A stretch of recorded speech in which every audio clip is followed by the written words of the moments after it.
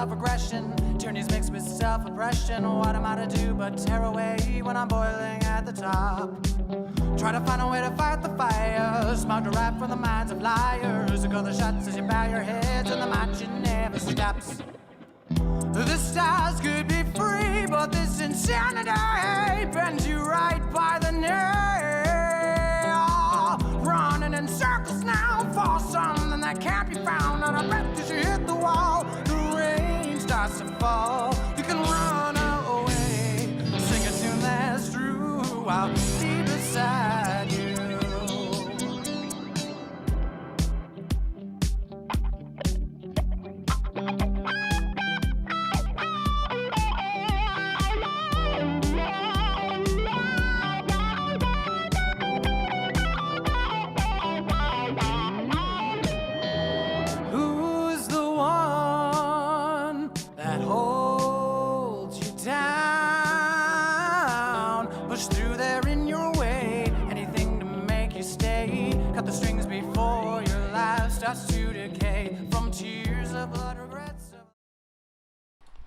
Welcome everybody to Modern Day Debate. Today we're going to be debating, does God exist? And to get us started, we have The Right Corner. So thank you so much for being here, RC, and the floor is yours for up to 10 minutes.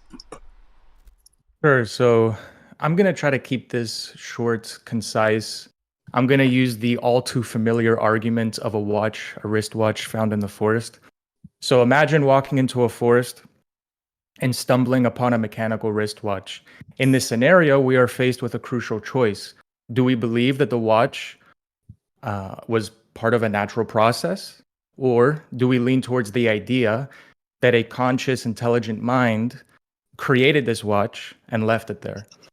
The existence of the watch could be attributed, I will concede, to natural causes. It is possible, devoid of an intelligent mind. However, as a theist, when we observe the order of life, a system of which, mind you, is unfathomable, of unfathomable complexity, far more complex than the mechanisms of a mechanical watch, we make the conclusion that our existence, our life, our universe is that of an intelligent creator. My opponent is going to posit that theism, or that atheism rather, is true because they have scientific facts and that theists believe in fiction. So he's going to posit the idea that this is fact versus fiction. As you will observe throughout the debate, my opponent actually has a belief system, just as I do. He will deny this and claim that it's actually scientific fact, that he doesn't concede to holding a belief system. But pay close attention and continue to ask yourself throughout this debate if, in fact, this is fact versus fiction, or if this is belief versus belief. He puts his faith in scientists, methods, ideas. And note that none of this is a scientific fact. This debate is not about fact versus fantasy, but belief versus belief. So you, the audience, will decide which belief system is more rational and which one you will ultimately choose. And with that, I'd like to give my opponent the floor. All right, excellent. Already? Short and sweet, just like he said. So I'll do a little housekeeping right quick. I don't have a real broom, but I'll pull an imaginary one and just say, once again, welcome everybody to Modern Day Debate. We are a neutral platform hosting debates on science, politics, religion. We hope you hit the like button and enjoy being here in this space. We're going to have a Q&A at the end of our discussion. So if you have questions for either of our speakers, you can get them in now. They'll be asked with priority, nice and early. So with that, over to you, allegedly. You have up to 10 minutes. Yep. Yeah. 1 second. Let me pull my opening statement up. Okay, perfect. All right. Hi, my name is Ian. I debate religion on TikTok, and my TikTok is allegedly.ian. Today in this debate, I will be defending naturalism. Naturalism is the belief that the only entities that exist are natural, the only properties that exist are natural, and the only causes that exist are natural. Naturalism entails atheism in that God is by definition supernatural, whereas RC is defending theism, which requires supernaturalism. Supernaturalism is the belief that there are natural and supernatural entities, natural and supernatural properties, and natural and supernatural causes. We have two competing hypotheses, so how do we decide which theory we ought to go with? This, of course, comes down to a contest between the two, and the standards of the contest is theoretical virtues. The theoretical virtue I'll be focusing on is simplicity. Simplicity in this sense refers to the simplicity of the view's ontology, not being simple to understand. In this regard, naturalism is ontologically simpler than theism because naturalism requires only natural entities, whereas theism requires natural and supernatural entities. Let's do a thought experiment. Imagine you have 10 bad Mondays in a row. On the first one, you get caught in traffic. On the second one, someone spills coffee on you.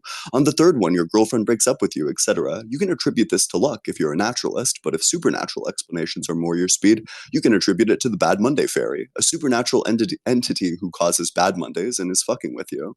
The problem, coming up with supernatural entities when there is a natural explanation is nonsense. It's a radical overcomplication that makes the view less likely. If both RC and I accept the laws of physics and I can produce an explanation using the laws of physics for a specific phenomena, then there's absolutely no reason to think that the explanation might lie outside of the laws of physics and supernatural phenomena when we could just attribute it to lucky happenstance. But RC is committed to more than just minimal theism. He defends the God with the properties of being all good. Or actually, wait, let's clarify that. Let's do cross-ex really quick. So RC, I just have a couple questions to get the properties of your God down. So what's your definition of God? A intelligent mind that created our universe. I mean, there's different definitions you can give, but just for simplicity, I'll use that. Is God all-powerful? Define powerful. Just the ability to actualize specific outcomes. And how is that different from all-powerful? Wait, this is my. I asked you. Well, we need to be clear on this is a tracking issue, but the question was, is God all-powerful? Well, you asked, so let me be clear, right? Because for the audience listening, you're asking me if God is all-powerful. Yes, so I'm asking to define you if God powerful. is all-powerful. So I want you to give me a fixed definition. The ability to actualize specific The ability outcomes. to actualize is powerful? Yeah. Okay, and I don't know. So maybe, and I agree, you can like pretend like you don't know what all powerful means in the theism debate, but I think the audience is going to see. No. I want it. It's important to have definitions. So let's in theism understand each other. In theism debates, when people talk about an entity being all powerful, it's just going to be the standard conception. Do you think God is all powerful? So again, your definition of powerful is what? The ability to actualize. The ability to actualize, and how is that different from all powerful? What's the? I'm asking you if God is all powerful. That's the definition of. Yeah. So let me answer. Let me answer. So God has the ability to. I am reclaiming. I'm trying to answer the question. I am reclaiming my time. That's fair. So the difference between in this regard being powerful versus all powerful is that you have the ability to actualize anything if you're all powerful, whereas if you're just powerful, you have the ability to actualize a specific power. So I'm asking you, is God all powerful? Does he have the ability to actualize anything? I think you're saying the same thing both ways. I think there's no difference between them. No, I think I'm tracking. I think that the definitions you're giving of powerful versus all powerful are the same. Yes, God has the power to actualize. Yes. So I'm powerful enough to like lift my arm up, right? I have the power to actualize lifting my arm up. Right. So I can actualize a specific thing. I can't actualize making myself fly. So I'm not all powerful in that regard. Whereas a being who's all powerful could actualize lifting their arm up and flying and anything else that could be conceived of. Or God has more power. God just has more power than you. I'm answering you. Is God all powerful? I don't know why you're to answer your question. I don't know why you're playing shell games with the property of your just one second there, allegedly in an RC. So let's just give him a chance to answer the question. We'll just pause the timer, and then it doesn't seem like this is working out as well as we would have liked it to, as far as like cross exam. So let's let him answer the question, and then I'll resume the clock if you want to continue with the intro there, if that works for you. Yeah, I mean, I think that he's asking a purposely vague question because there's no clear symmetry breaker between powerful and all powerful. All you described is that God has more power than you. So what's the difference of God having more power than you versus him having all power? Or he's all powerful. I don't understand the symmetry breaker. Yeah. So just to clarify, so I have the power to do some things. I have the power to get up and walk around. I have the power to make words with my mouth. I have the power to like raise my arm up. God has the power to do all of that, and also everything else, anything that is possible, or like anything that is impossible even. God has the power to do if God is all powerful. So I'm just asking you, does God have the power to do everything? God is powerful. But is I God don't. all? You're not clear about your definition of all powerful, and I imagine you're going to ask me all Which good, and you're going to which also ask me. words are Yeah. you So, confused about? whoa, I've already I'm answered. Yes, confused God about how has. you're confused, quite frankly. Yeah. So God is powerful. I don't know Yes, what but you mean by all powerful. I'm asking if God is all powerful. So you've given your definition of powerful, and how is it different from your definition of all powerful? Because you're not Because making that in clear. one instance you have all of the powers, and in a different instance you just have a power. If So you what are are all the powerful, powers? you If have the God can power do to do more things, something. right? Whereas if you're all powerful, you have the power to do everything. Yeah. So God can do more things than you can do. So Yes, is but that all of the which powers? specific things can God do? You just listed a few of them. So can God do anything? Can you God tell can me do. what powers God does not have? Now we're getting somewhere. Now you're asking more specific questions. Yes, I think God can do anything. Now you're Okay. laying out what you mean by all powerful. That's what I was trying to get to. All Well, right. you have to ask and be specific. I think we've gotten to the That's crux of our crazy. cross Okay, exam. So No, no, perfect. it's That's important perfect. No, because that's fine. That's it's fine. God's important. all It's powerful. important because when he asks Yeah. vague questions like that and he's expecting a yes or no answer, the audience is not clear to what you define as all powerful. So now you're getting to that point. Yeah, Gotcha. So God's all powerful. I think what we'll Perfect. do at this point, like I said, is we've gotten I think the answer that you were looking for. So to carry on with your intro, so you still have 4 minutes, and I'll cede that Yep. back to you.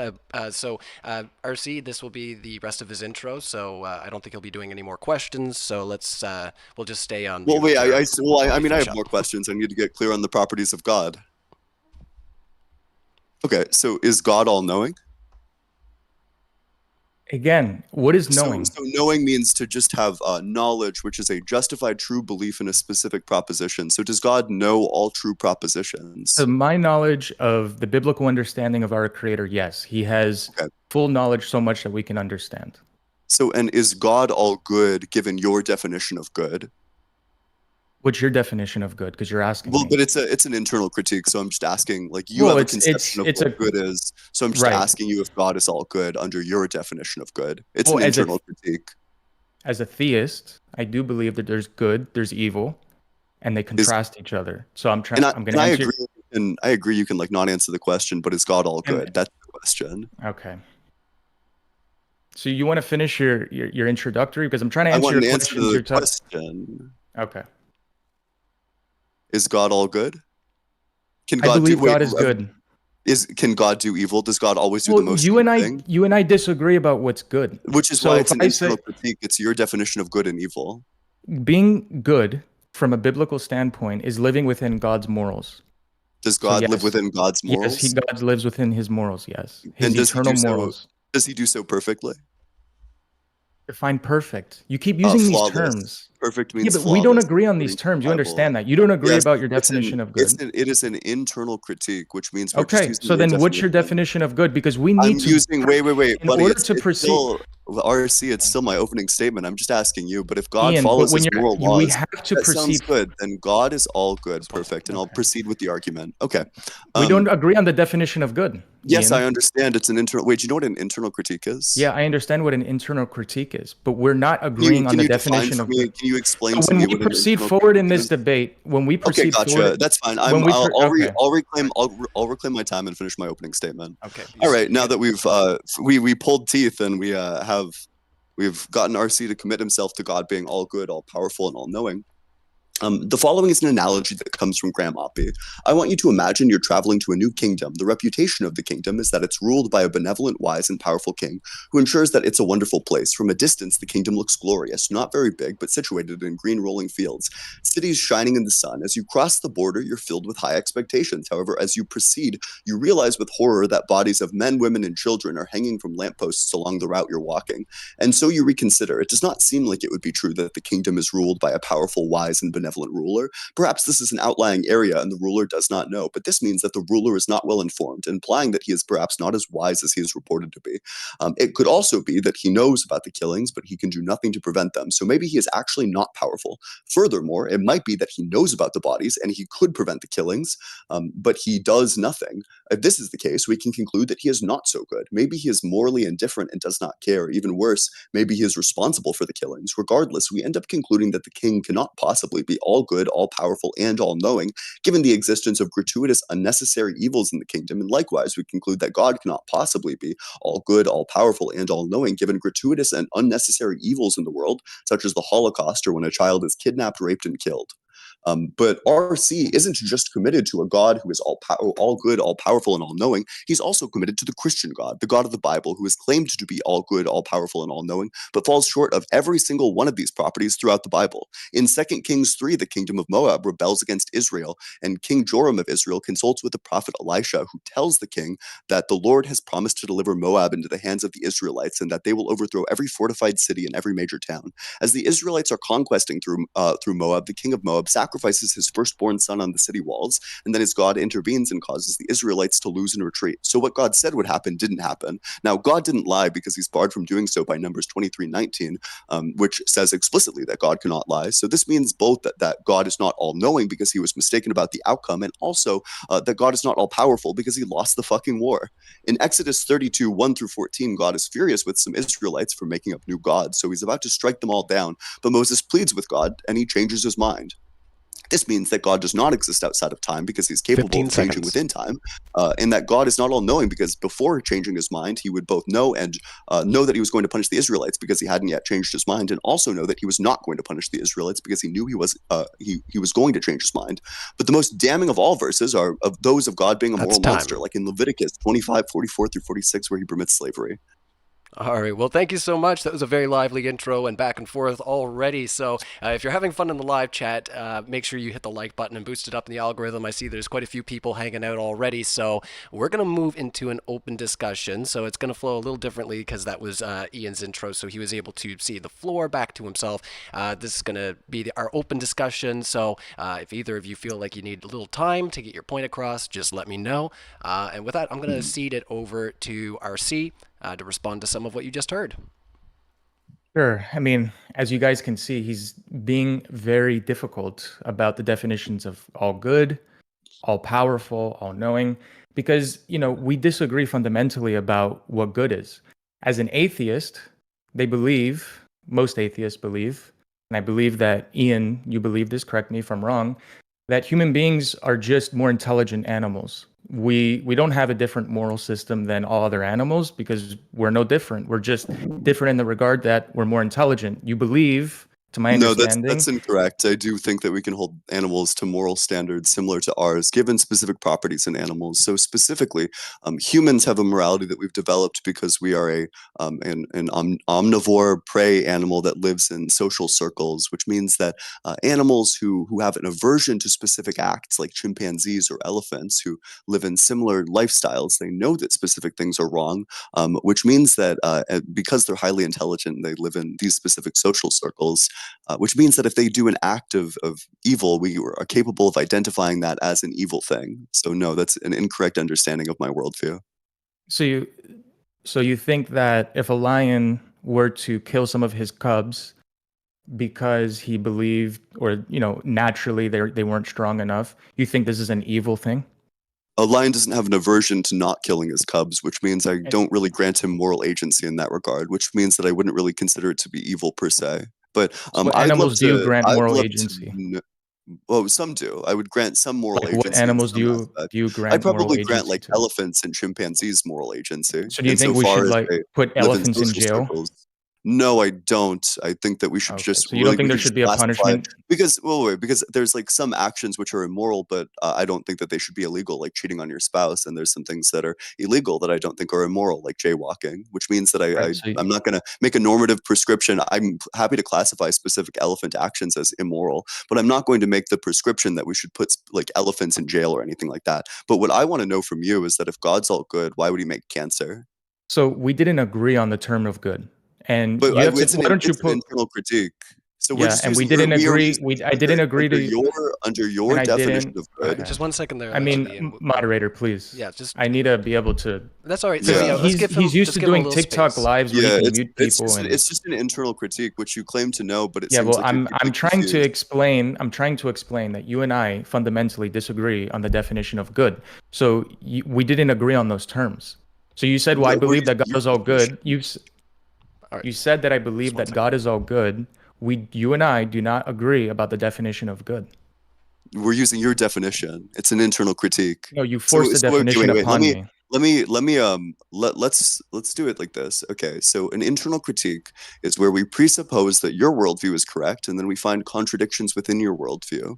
Now, intuitively, to me, and I hope to you, cancer is a great evil. So it begs the question: if God is all good and God is the creator of everything, why would God ever create cancer? So, under your worldview, why would God create cancer? Unless, of course, you think that cancer is not evil, in which case you should have no problem saying that you have no problem with like a kid dying of cancer. All right, we got to give him a chance to respond.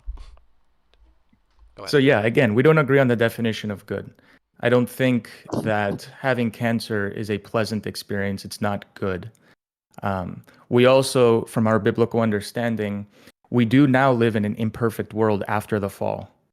We do believe that after the original sin, we didn't follow God's commandment for Adam and Eve, that yes, we live in a broken, imperfect world, that broken, imperfect things have happened to us. And it's interesting when bad things happen to us that we point our finger back at God and blame him instead of following his way of living for us. Yeah, so that's not true at all. Cancer existed before, specifically. We know this because we have paleontological evidence of cancer in dinosaur bones, which means that insofar as dinosaurs preceded humans by 100 million years, that means that cancer is necessarily going to be something that's prior to humans, which means it is necessarily going to be something that's prior than sin. Absent throwing out the entire field of paleontology, the appealing to a fallen world simply will not save you. Okay, so Ian, you're saying that cancer is bad, right? Do you want to respond to the argument just made? You're asking me questions, right? I'm responding to you. Do you think cancer is bad? I didn't ask you a question. I do think cancer is bad, yeah. Okay, so you think cancer is bad in all scenarios? I think it's a tragedy. I don't think it's immoral. I don't think cancer is a moral agent. So why are you asking me if cancer is bad? Yeah, because if somebody created cancer, on the other hand, then I would think that that person is on the hook for every moral thing that happens with cancer. That every death of every child or every non-child by cancer, the person who created cancer would necessarily be responsible for, just by the nature of doing this evil thing. So if God created cancer, which you have not been able to push back against, then that means God is morally responsible for the death of every single child who dies of cancer, every single so when he gave Adam and Eve the choice, when he gave Adam and Eve free will to follow his commandments or break his commandments, and they decided to break it, you're punishing God for punishing us? I've already refuted this point. You had no response. I'll give the exact same refutation of the Adam and Eve story. We found cancer in dinosaur bones, which means that cancer has existed before humans existed, which means that cancer has existed before sin existed. If cancer existed before sin existed, then that means that sin cannot be the cause of cancer because causes must precede their effects. This means that there is no way to account for the existence of cancer with the Adam and Eve story. Yeah, well, you and I don't agree that the Earth has been around for hundreds of millions of years. I don't posit that belief. Do you think the paleontologists are just lying? Do you think the geologists are just lying? Do you think the biologists are just lying? Do you think the chemists are just lying? So I can explain my worldview if you give me more than 15 seconds.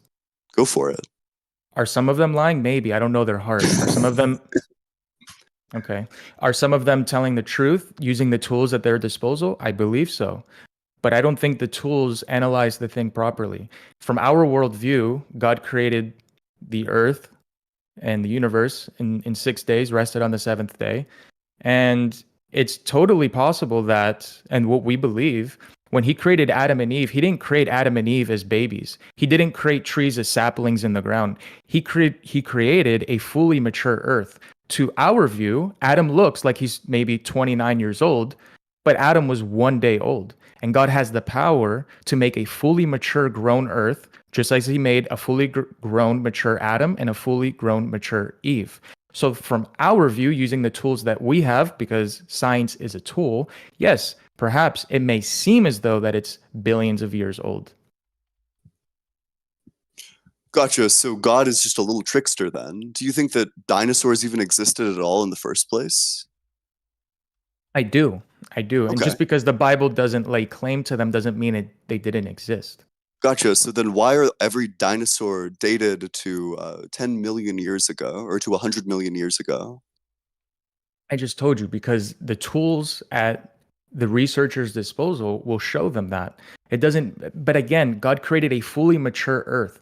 To our view, it may seem as though 3 billion years, just like Adam was a fully grown adult. He looks as though he's 29 years old, but really he's 1 day old. He's not a baby crawling around on the ground. Why would God possibly do that? Why, like, if God knows that this is just going to fuck with us, that we're going to develop science and make assumptions about the earth and how old the earth is and then come to the wrong conclusion, why would God fuck with us in this way? Like this, Because under this logic, you'd have to say that all of the fossils and the historic evidence, like the geological, paleontological evidence, that all of this is just bullshit. right, but there's soft tissue in dinosaur bones. And So what does this that mean? disproves this idea that this is What billions of does years that old. mean? Wait, It disproves what this is that? idea that it's billions of years In what old. way does it disprove the idea that it's billions of years old? Do we Also, not have soft tissue in our?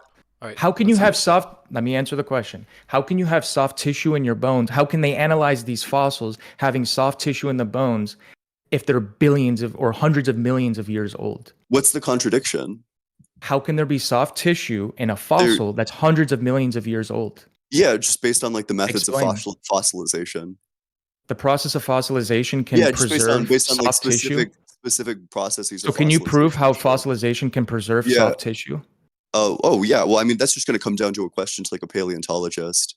So Also, you don't wait. have So, proof. so Wait, oh, no. wait. You pinhold me. Hold I'm gonna hold ask. on. No, you're I asking me agree. questions. I agree. Moderator, I please. agree. You can talk over No, my answer. can and you- not let me can finish you the entire prove- All right, Can we you can't prove- all be talking over here. I Can you- agree. No, I he's not- agree. he's not- You guys are on mute for the audience.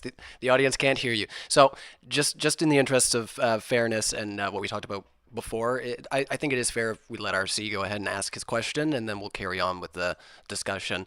We already So, did it go never first. hurts So to Ian, clarify can you after. can you scientifically prove that soft tissue can exist for hundreds of millions of years in a fossil? Wait. Can you prove that that No, people can have you? found? So if you're not gonna, so then you can't. The answer is no. You can't prove it. Hold right, on. we'll Because let him this- answer. your question includes a presupposition that dinosaur bones specifically do include soft tissue in the first place. I don't have access to the internet right now, which means that I'm not able to fact check you on the fly. But I would be interested in any and all Yes, there's studies that you'd be evidence. willing to. Yeah. So could you provide the evidence that every single fossil includes soft tissue? I didn't say every single fossil, but there are fossilized evidence of soft tissue in dinosaur and bones. would you think And that? Would you say that no, those you're are, getting like, no. fake, Stop or- interrupting me. Yeah, Stop wait. interrupting. Can I get a? Ian, can I this get a- is not hold on. TikTok. Can I get a Stop source? interrupting Can me. I get a Hold on, source? hold on. Stop Can I get a source? interrupting me. He's please. asking. I He's just want a asking. source Stop. for the claim I'm that not, I you're haven't making. finished my question. Gotcha. He interrupts me in the middle of talking. All right, there have been quite a few interruptions, so let's just try to reset the tone. Just take a inhale, exhale. Just we're gonna try to reset the there's tone. been a lot of one-sided interruptions. I will agree. Yeah, if we can just try to wheel that in a little bit. Like So usually we what- host on it's- Zoom, and I have more access to mutes in our chat, but here I can only do it through OBS. So I do have to ask you guys to try to behave. But yeah, go ahead there, RC. That's totally fine by me. If you want the floor, go ahead.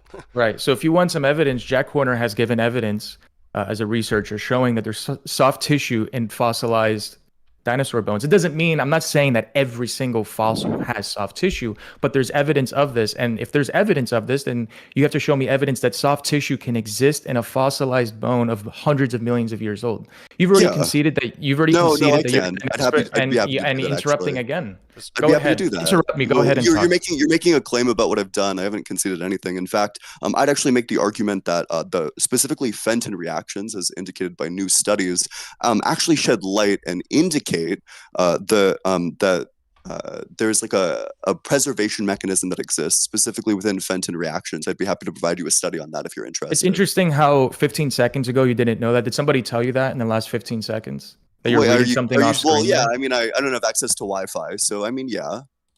Okay, so someone's texting you that information. Well, yeah, 'Cause wait, 20 to seconds be ago, you'd clear, concede. 20 seconds ago, you'd conceded that you didn't have enough information, and that you would need it. So he's gonna just talk over me the whole time. Sorry if All your right, you guys- worldview isn't true, but you need to provide evidence.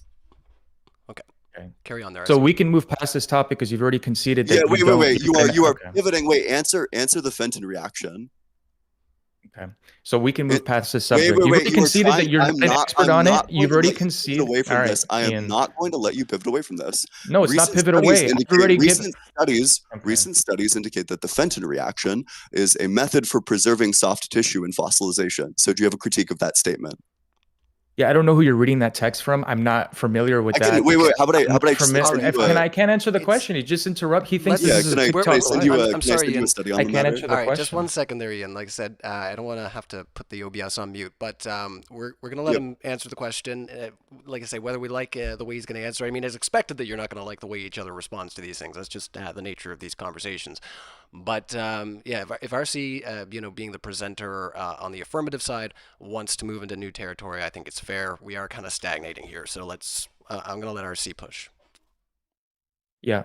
So I'm not claiming to know about this obscure test that he's bringing up. I don't know, but I have seen evidence that there's soft tissue in fossilized dinosaur bones, and I've need him to prove how this can be possible if it's hundreds of millions of years old that soft tissue can exist. He already conceded that he doesn't know. Fair enough. We're not experts on this, so we can move on to another point, because if we're both not experts on this and we both don't absolutely know, then what's the point of wasting another 30 minutes on something that we don't have absolute truth on? So let's move to some Wait, other wait. subject. Let's stay. Wait, because I just posted a study in side chat, so let's stay on it. So the study specifically is titled "Soft Tissue and Fossil Bones from Paleontology Electrica." So that study indicates that the exactly what I said, that Fenton reactions are capable of preserving soft tissue. I'm sorry if your worldview does not like truth, but the facts of the matter is that there is a mechanism which explains all of this. Right. So this is a theory. This is not scientific fact. First, second of Which all, let's. part of it? Second of all, Which second part of of it is a second of theory? all, All right, like I said, I'm going to let RC push us into new territory here, guys. Like I said, I think we've Okay. made our point on this. So one. second of all, I think we could respect the rules of the platform. And as the affirmative, I'm changing the subject because you've already conceded that you didn't know up until 20 seconds ago that somebody texted you, that somebody had texted you, that somebody, he just interrupts me. All right, just You're welcome to pivot away. All right, just in the interest, without getting into the meta, let's just try to proceed into the next argument there, if you don't mind, RC. So I want to know, absent the creator, how can there be morality, good and bad?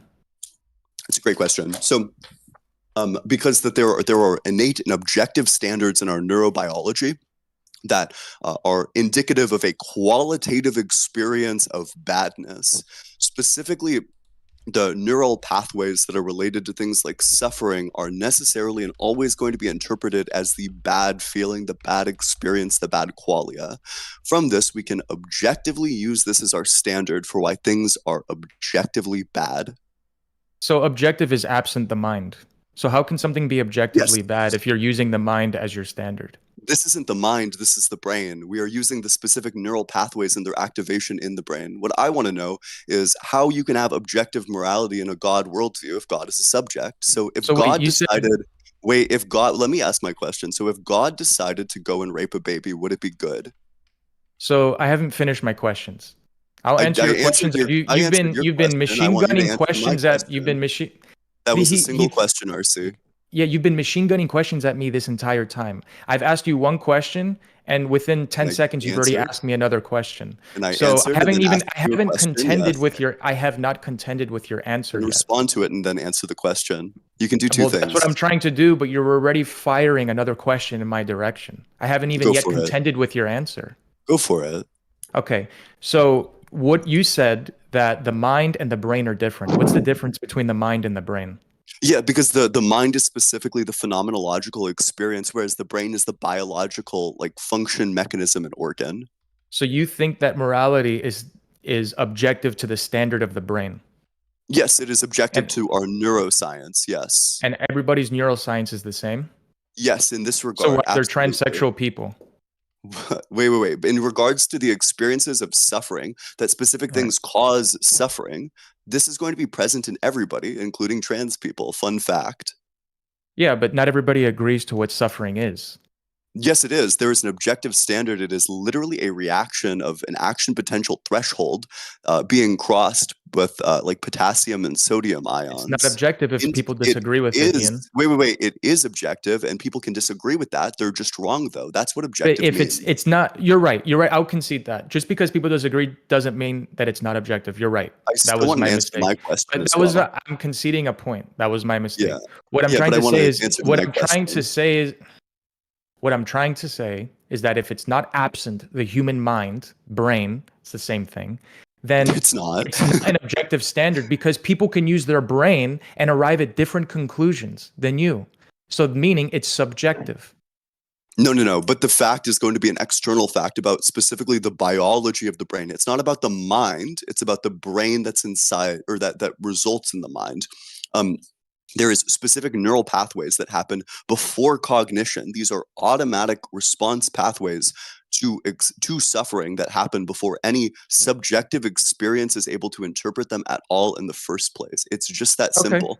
The fact Well, that Ian, let me that ask. this thing happens in the brain comes prior to any recognition of it in your actual experience. So let me ask you then, Yeah. because you're right. There are neural pathways that will signify if you're feeling pain.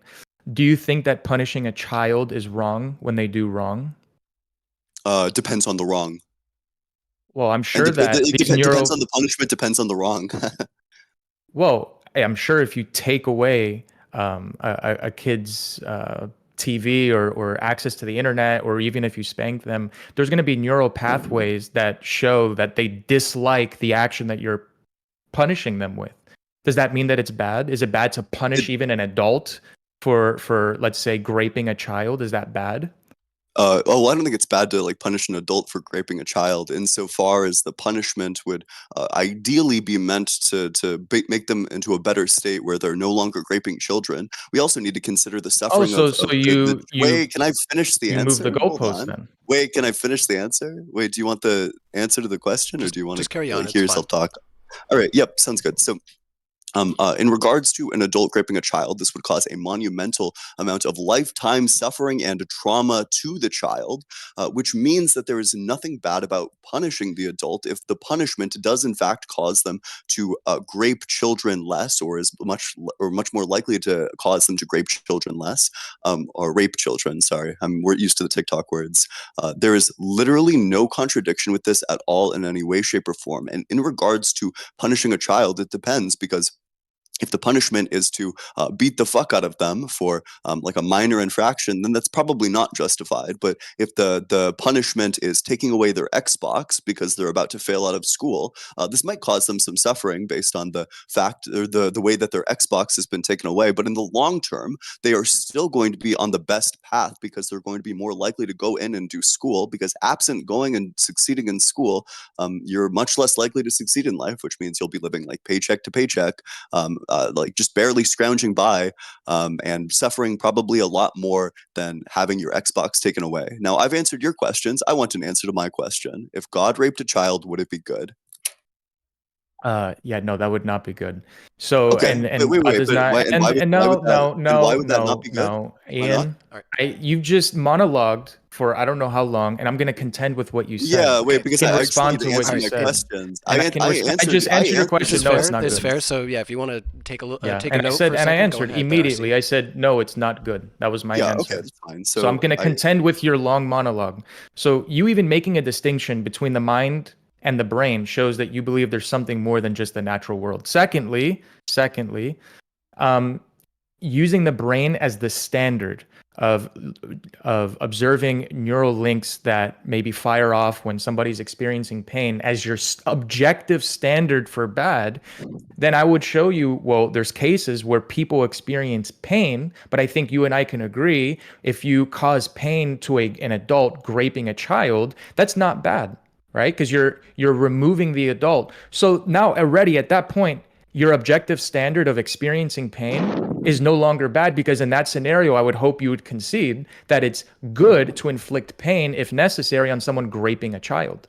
Yes, because it reduces the pain of the child, obviously. Yeah, but it's still going to come down to analysis of pain. It's going to be an analysis of the pain throughout the entire But that's situation. subjective, right Wait, no, there. The it's analysis of the not. pain is subjective. Hold on. I agree you can say it's subjective, but that does not make it so. The fact of the matter is that an objective outside observer could look at and experience the brains of all individuals involved to see how much suffering is caused, and they could come to the conclusion that shoving the rapist off the child is the correct course of action because of the sheer unbelievable amount of trauma and suffering that is being inflicted onto the child, whereas the shoving the rapist is a teensy tiny amount of suffering compared to what they are doing. So if you look at the situation holistically, shoving the rapist off is absolutely the correct thing to do. Now, let's go back to the question that I was asking you. So, under your definition of good that you gave me, which is specifically related to being in accordance with God's will, if God wills that child rape is good, how, by your definition of good, would this not be good? Let's try to censor He that a doesn't little will bit if that. we That's can. not the God that I believe. It's a hypothetical. You should just engage with it. Yeah, this is not the God that I believe. Yeah, I'm arguing. I'm asking you if God decided to do that. Okay. You're asking me about a different God, so I'm not defending that Yeah, God. gotcha. So then it's going to be relative to his subjectivity.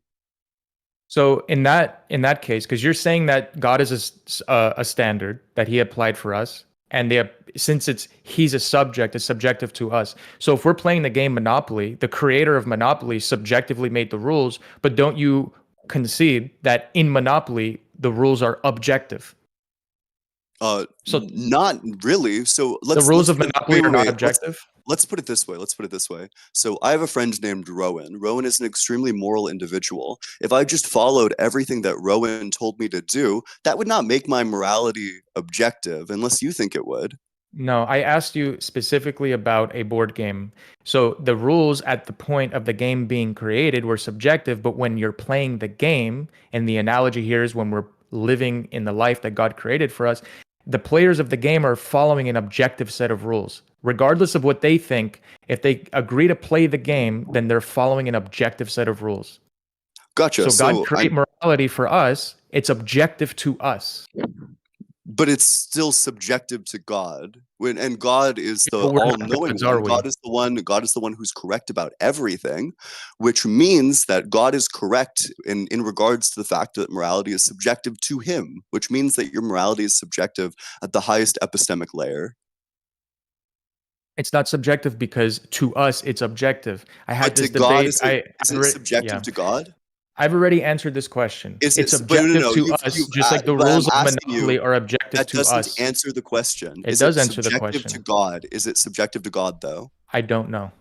You don't know, but in the Monopoly analogy, you said it's subjective to the person who's creating it. So is it subjective to God? What we believe as Christians is that God has it. It's from His nature, and His nature is infinite. His nature never changes. And I agree, you can give me some unrelated facts about Christianity, but what I want is a yes/no answer to my yes/no question. You're asking me to be able to provide that, or do I need to ask it? You're asking me as a Christian. Would it be subjective to God who created it? Yes. Give him a chance to. Perfect. Because it's based off His nature. It's objective to God. It's objective because of His nature. But the question is morality objective to us? We're not gods. We are humans. We are living in the creation that He gave to us, and it's objective to us. So you want to keep going in circles because there's no point. I've already conceded that it's objective to us. Well, so by this logic, however, this leads to the conclusion that if I just had a friend who said really moral things and I just did all the things that my friend told me, that would be an objective moral standard. Well, that's more so what you're positing because you put the brain as the objective standard that we follow. So yeah, if your friend's brain told you that, well, this is what my brain's conclusions have led to, then that's your objective standard. You've already conceded that. You think the human brain is the objective standard for morality. I do, yeah, and you haven't been able to refute that point. You haven't been able to find a contradiction. Whereas you can't even answer the question. Refuted that point. Whereas you can't even answer the question if it was in God's nature to rape a child, would that be good? as soon as you asked me the question, I immediately said no. People can rewind and watch. I immediately answered your question. Yeah, but I'm asking you if it was in God's nature. You refuse to answer this. So if it was in God's nature to rape a child, would we that be gotta good? try to censor that a little bit because I'm gonna have to Oh, do a lot of wait. scrubbing. And I can use different words. I'm happy to use like different words if that's what's required. So I came here to defend the existence of God, and I'm a Christian, so the Christian You're welcome God. to pivot away. I'm not here to defend whatever You refuse to hypothetical answer. God. No, I'm You defending. refuse to I'm answer. defending. It's a yes, no I'm question. defending the It's a yes, no theological question, argument. and I'm you gonna refuse just. to I'm gonna answer. answer his question. Alright, I'm gonna let's let RC answer. So I'm here to defend the existence of God. You have yet to prove how God doesn't exist. I'm here to defend Christianity, as I'm a theology. In theology, I defend Christianity. The God that you're presenting in this hypothetical is not the God that I came here to defend. I don't know what God that is. I'm not going to defend that God's immoral actions.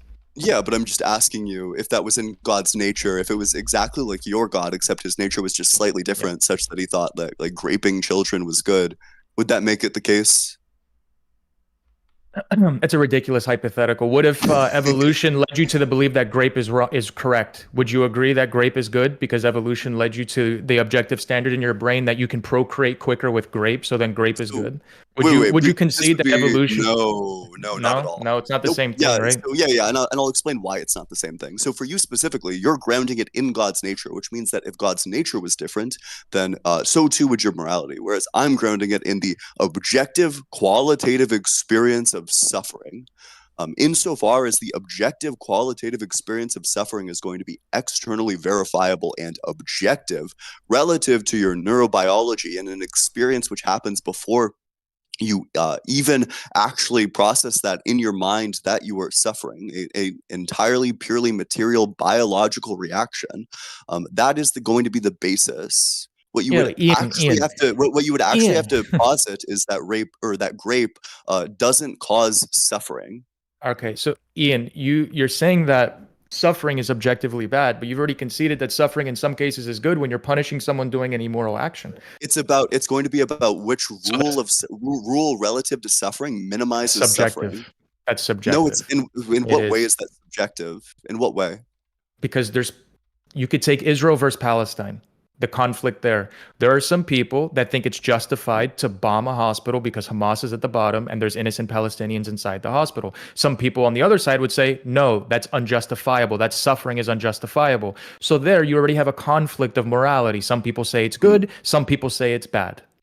That's nice. Let me explain to you now how it is objective.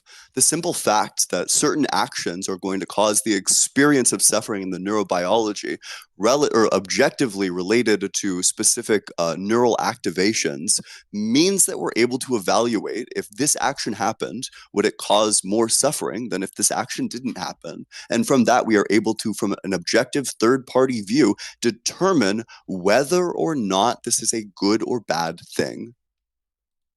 So when you have people in society, because the standard is the human brain, and you have people that have a brain like to you, and they say, I disagree with your view. I disagree with it. What makes you more correct than them? Because the suffering is precognition.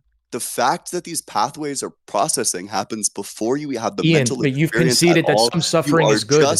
Yes, but you look at a holistic view. There is situations where suffering is acceptable if it prevents a larger amount of suffering from happening elsewhere. Pushing a rapist or pushing a grapist off of a child is justified because even though the shove causes them some level of suffering, the suffering experienced by the child is way worse. I don't understand how you don't understand this. No, I'm listening to what you're saying. In some cases, suffering is justifiable when you're stopping future harm happening to an individual or a group. So if you bomb a hospital with innocent Palestinians because Hamas, a terrorist group, is at the bottom of the hospital, is that a justifiable action? Because you're stopping future suffering from more innocent Palestinians by killing off a terrorist group. So in that case, would you say that it's justifiable? Even if you say yes or no, some other person may contend and say, no, I disagree with you. It's unjustifiable. And they can be wrong. So there's no objective standard to this. It's subjective. There is. They're wrong is what you're missing. They're wrong because you think they're wrong. And they're right because they think they're right. They're wrong because one of the actions is objectively going to cause more suffering and one of the actions is objectively going to cause less suffering. That's why they're wrong. They can Okay, disagree so and they can just be wrong. This is like saying that all 2 right. plus 2 equals 4 isn't objective because somebody could come along and say that 2 plus 2 equals 5. That's nice. They sure could. They're wrong. You're just not tracking. No, I'm tracking, and you're justifying suffering in some scenarios and not in others. Hence the Yes, reason that it's correct. subjective. That's not objective. No. Yes, that's It's subjective, about the Ian. Yes. maximization and the No, minimization it's of it. subject. This is But going to be that an already, objective fact that's about what subjective. action causes a maximization or a minimization of suffering. But Like people will disagree with it. People will disagree with fundamentally and ontologically do not have the boots for this hike. Let's give RCA right. some space Is here. that is that like an insult? Yes. Okay. Do you think this is a TikTok live? I don't. Yeah, I'm pretty sure we're on Discord right now, but Yeah. yeah, Okay. you can like grandstand or feel Are you like gonna lower harmed yourself? Are you gonna lower? Are you gonna talking shit in my DMs? Are you gonna all lower of this? Are you yesterday? gonna As if lower you the weren't standard to talking shit in insulting? DMs all yesterday. Are you gonna were lower the standard insulting to me- insulting? You were Let's once again, insulting all me in right, okay. DMs all of yesterday. Okay. Listen. Okay. So to go back to the argument Let's at get hand, focused right? back, 'cause we're getting back into he's meta. showing that he's showing that suffering in some cases is justifiable and that it's good. And he's saying that Yes. suffering in other cases is not justifiable and it's Yes. bad. And hence the reason it's Yes. subjective. Because two No. people, yes, Ian, because two people, clarify if after, your just standard give me a is the second. human brain as the standard of objective morality, that's not my standard, that's your standard.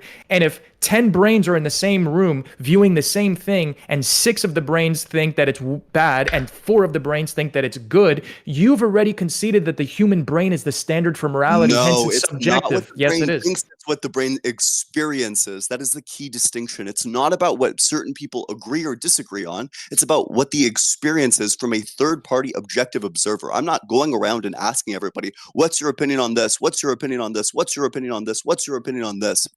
That's irrelevant. What I'm actually focused on and interested in is the amount of suffering that is maximized or minimized, as well as the amount of pleasure that is promoted or like unpromoted, based on the whether the action were to happen versus not happen. It is going to be an objective fact whether No, a it's not an specific objective action, fact because if it you're will be- wait, analyzing, if I you're agree, and I agree. You Yeah. can cut me off, but it is going to be an objective fact No, that it's not. one situation, one action is going to either cause more suffering or less suffering than if that action hadn't happened. It's just that simple. No, it's not, because not everybody agrees about the definition of suffering, Ian. And not everybody agrees that a certain action causing suffering is bad. Some people would argue that it's good, hence the Israel-Palestine conflict. Don't care. That's why not everybody agrees with the Israel-Palestine conflict or the Russian-Ukraine conflict. Yeah, Not everybody agrees. It's a good thing my morality isn't based on people's opinions. Otherwise, I'd be in real trouble right now. Unfortunately, it's based in the objective neurological definition of when things are suffering via the inhibitory cycles and we're going in the action potential threshold. You are just not tracking. That's fine. Let's move on to I'm the next tracking. question. You're saying that these neurological, Okay. you're saying, right, that when you analyze the neurology of the brain, when it feels suffering, that it's bad. That's the experience of the human brain that's objective. That's an objective experience. I agree to you that feeling pain is an objective experience. I agree to you with that. What I don't agree is, okay, if you're going to dance like you do on TikTok, I'm trying. If he's not going to take this serious, like, what are we doing here? If there's a certain level of decorum. There's a certain level of decorum that you can keep. You were talking shit in my DMs all yesterday. You were just not tracking. Okay. You have Ian, no right if you to want, stand I'm trying to operate here with a certain level of decorum, Ian. All right, once again, you're on mute. We can't be just doing meta discussion. So, all right, we'll take you. You're gonna dance like that and insult me and curse. I mean, fine. It just sheds light on who you are. Bro's grandstanding. Bro's hurt. Okay. Go for it. You guys both agree that I'm we not should hurt. move I'm just. I into think that it's new fair if we have territory. a certain level of 1 second decorum there, here. RC. So I do agree. Let's try to keep it elevated. But yeah, it seems like at some point you both agreed. Let's push into some new territory. No, so. I agree with him that the experience of pain is objective. If somebody punches all of us in the face, we all three of us have objectively felt pain. But he's trying to go the next step and saying that us feeling pain is objectively bad. That's a very different statement. No, experiencing pain is objective. Yes. Saying that it's objectively bad is not the case, because if one of us did something wrong and got punched in the face, there's many people that would argue that was justified to punch us in the face, for us to have consequences to our actions. And that was actually a good thing. So when it gets to the topic of morality, it's subjective. Insofar that you're saying that we objectively experience pain, yes, I agree with you. That's an objective experience. But to use that as objective experience to say that that's grounding it in morality as an objective standard is ridiculous. That's subjective. Yeah, And we no, can it's move not on from subjective that. at all. It Wait, is, wait, wait. everybody- Wait, wait, we've gone hold in on, circles. We because can move I on from need this to, point. I understand you don't want me to say my points because you understand that you have no basis to disagree with this on. Pain is the objectively bad feeling relative to our neocortex. It is quite literally the thing that processes in our mind as the bad feeling. There is an innate badness to the experience of suffering. It's just that simple. But let's move on to the next point. So I'd ask you, so if God is all good, then why do we have earthquakes? I've already conceded that we live in an imperfect world after the fall. Yeah, okay, that's fine. So let's hone in on the fall then. Do you think that incest is ever moral? Do I think incest is moral? When did incest happen in the Bible? Oh yeah, I'll tell you, but I just want your answer first. Do you think incest is ever moral? Well, I would like to know when God commanded that to happen. And I he well, said I that just this want to is know. good. I want to know. I'm not sure why you're struggling to answer the question. Is incest ever moral? No, I don't think that it's moral to have incest. Perfect. So who did Adam and Eve's children reproduce with? So you want me to read the entire book of Genesis? Because if Yeah, you're go going to for hand, it. if you're going to hand If select you think that that's verses, going to make you look good, I'm just asking you. So if it was just Adam and Eve, and then they had their children, and right, all that existed was their children and Adam and right. Eve, Where who does it did claim Adam that and in the Eve's Bible, Ian? children? Who did? Bro, Wait. So then, Ian, if that's not the case, then that would indicate that God created more than just Adam and Eve, which means it makes no sense at all to be holding the all Bible humans claims that responsible. the Bible claims, to my understanding, and I'm no Christian apologetic by any means, but the Bible claims that God created Adam and Eve as the first humans. Where does it claim that Adam and Eve and their children were the only human life on earth? Did God create more humans? Where in the Bible does it claim that God created more humans? The Bible doesn't claim that dinosaurs existed, and I believe in dinosaurs. Just because the Bible doesn't detail every single action God did and every single thing that happened on earth doesn't mean it didn't happen. Gotcha. But then you run into the problem that it makes no sense to hold everybody accountable for original sin when there's literally a bloodline that is completely separate. No, you're asking two separate questions, Ian. Also, okay, Adam wait. and Eve were Actually, this is super easy. Actually, you can just trace all the genealogies in the Bible back to Adam and Eve. There is not a single person in the Bible who does not come from Adam and Eve. right, but we're speaking about if incest is immoral, right? Yes. So if Okay. everybody So traces Adam back and Eve, to Adam and Eve, that means that there aren't other humans. right? So Adam and Eve were the first two humans. The Bible doesn't lay claim that God made or didn't make other humans. I don't know. If that did happen, then they didn't have kids because all of the kids can be traced back directly to Adam and Eve. Well, I could try to argue this in a different way. Perhaps there was inbreeding at the time, and perhaps God, our DNA sequencing was far more perfect at that time. And since that time to now, we don't live as long. We have less. In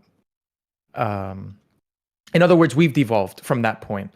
DNA sequencing, Adam and Eve were perfect at that time, as close to perfect as possible. And from So the at time that time, was forward, it wrong to do incest? well, again, you don't even believe that morality is objective. You can't answer the question. Was it wrong to do incest at that time? People can rewind this and wait, listen to my answer. you are literally on a dialogue tree. You're on a path of a dialogue tree that you've never been on before. I do believe morality is objective. This is like No, you tracking don't. failure number 8. Yes, I do. And I made it very clear. You can just rewind the tape and listen to the entire section where I said that morality is objective. So I'm asking you, and I don't know, you can try to dodge if you want. I agree. But what I'm asking you, I just want a yes or no answer to my yes or no question. Was incest wrong when it was happening during the Adam and Eve times? I need to see where God said that it was good. Where God said that it was good? You need to see where God said that incest. Well, You're saying that you're asking me, and I don't see anywhere where God said that this is good. Yeah, but I'm just asking. So God said, "Go forth and propagate. Go forth and reproduce." Basically. Yeah, and who's to say that God didn't create more humans? Oh, because so the reason why he didn't create more humans is because every single person in the Bible can be traced back to Adam and Eve. Yeah, okay. Yeah, cool. So he didn't create more humans. Perfect. So, do you agree that the It does incest? not. It does Wait, not wait, claim wait. that. It does You not are claim that. struggling. You are struggling to answer the question. When Adam and Eve's children engaged in incest, was that immoral? I don't know at the time. I'm not a Christian apologetic. You It was a because at different the time very period. top, I don't if we know. I want don't to know is the if we answer. want to I run the don't tape know. back, if we want to run I the said tape I back, don't you know. said It originally said if we yes. want to I don't run the know. tape I'm not a back, Christian he's saying he apologetic. doesn't know. And We'll I let think you that don't and know. I think that the Ian. DNA You don't sequence know and if I think that incest the is DNA immoral. and You I don't think that know. I think that the DNA sequencing, because we were perfect then, there was no complications that came to incest since they were the first two humans. Since that time, our DNA sequencing has got worse. We have devolved from that point, and now we do experience complications when there's incest. At this point, as time has changed, I think incest is immoral. At that time, I would say that if that's the way that God made it, then it was good. Gotcha. Who's the moral relativist now then? It's not a moral relativist. Well, you're saying that your morality was one way at one point in time, and now it's a different way at a different point in time. You're a moral relativist. Things change over time. I'm not saying that Yeah, my wait, so your morality is morality different. changes. Your objective morality changes. Okay, I don't know about that point, right? So I so now don't so know now I'm the about. I'm one. not. Now If you're I'm the gonna one keep with the objective interrupting me, if you're gonna morality, keep and you're the one interrupting with me, the if you're gonna subjective keep interrupting morality. me, if you're gonna keep interrupting me, right? At the time that God had made Adam and Eve, they were perfect in their DNA sequencing. We've devolved from that point. Incest now leads to complications. Perhaps at the time, because the DNA sequencing was near perfect, that the only way to procreate was to have children with each other. I don't know. I'm going to end with saying I don't know on that. I'm not a Christian apologetic. I'm not an expert theologist on that particular issue. Gotcha. Well, I guess I'll just accept your surrender on that one. Do you? I Is don't there? know on that. I'm not going to pretend to Yeah, know it's if I don't fine. know. It's like totally fine. Let's push Yeah. into some new I mean, as long territory as we've then. established that your morals are relative, or No, yeah, no, your morals are relative. I'm admitting that I don't know on something, perhaps, but you, on the contrary, say that morality is objective to the human brain when I've already exhibited that it's not because people can disagree. But that it's not the. So that's the disagreement happens in the mind. This is separate from Okay. happening in the brain. And the disagreement happens in the mind after the experience of pain. No, the disagreement is going to be like a cognition thing, whereas the experience of pain is going to be a precognition thing. Okay, Ian. So it's just a then, difference in is like this the time that it's happening. Ian? Is a same-sex couple moral? Yeah, I'd say so. In Okay, is most cases, it a depends. same-sex couple is moral even if they're brothers? Depends on the circumstance. What do you mean it depends on the circumstance? They're a same-sex adult couple that consented to be in a romantic relationship. Is that Yeah, so I would probably say, just like via an evaluation of like pain and suffering, that it probably does some like suffering societally to like construct familial relations in this way. That this does harm to what we ought where's the aspire harm? to They in consented familial to it. They're relations. adults. They're Yeah, adults. They just that it consented to it. causes like a great amount of distress to their like immediate family members How are you in a going to way tell that's them what they're probably feeling? unchanging and innate. That we have innate evolutionary reason why incest is wrong and should be avoided, which means that this is going to cause like an innate evolutionary level of like suffering and distress. So if I would these ask you, adults consent, so if the adults consent, if the adults consent, All right, we're if gonna the let adults RC clarify. consent, if the adults, I'm gonna ask my question. I'm gonna ask my question. All right, go No, ahead, I'm gonna RC. ask my Sorry, question. allegedly, and I'm gonna ask. just because I'm of gonna ask my speaking time, we're question. gonna let RC ask the question, and then if you want to hold Okay, your thought. Right, that's because fine. he does like to run from this point because he likes to bring up incest. So if two consenting adults that are of the same sex, so there's no chance of procreation, agree to be in a romantic relationship, is that moral? I already answered those. Well, you gave me Wait, an wait, wait. abstract answer. Wait, can you go through the scenario one more time? Two consenting adults, I'm going to say it louder for the people that are texting you right now. Two consenting adults of the same sex that agree to be in a romantic relationship with each other, is that moral? No, it's not because it creates like an innate biological level of suffering in that it is it goes against some evolutionary programming that we have pretty innately to avoid things like incest. And you think, but what about the evolutionary programming de-incentivizes incest? Yeah, just that. So incest leads to more recessive mutations, or like recessive diseases rather, which has like lots of negative outcomes and definitely lowers your chances of survival. Which means that there's strong evolutionary pressure to encourage people or make people averse towards reproduction or like sex acts in general with people who they are siblings with. So how does that These are happen things. between two men? They can't procreate. So Yeah, but no, there's still going to be the innate reversion away from this, just based on the fact that they're siblings. what if they grew up in different households? Well, yeah, but the fact is that they're still siblings. So even So if why is you that bring them wrong? together, yes, because it causes an innate like level of suffering within them. What's the suffering? They're consenting adults that agreed we love each other in a romantic way. So suffering in So them they're and not also suffering. They experience pleasure from this. How are you going to tell them they're suffering? suffering with them, and then also all the people around them. Who's suffering Insofar as around them? wait, buddy, do you want to answer the question? I was literally just Well, I about want to to tell know you. who's suffering Yeah. around them. Yes.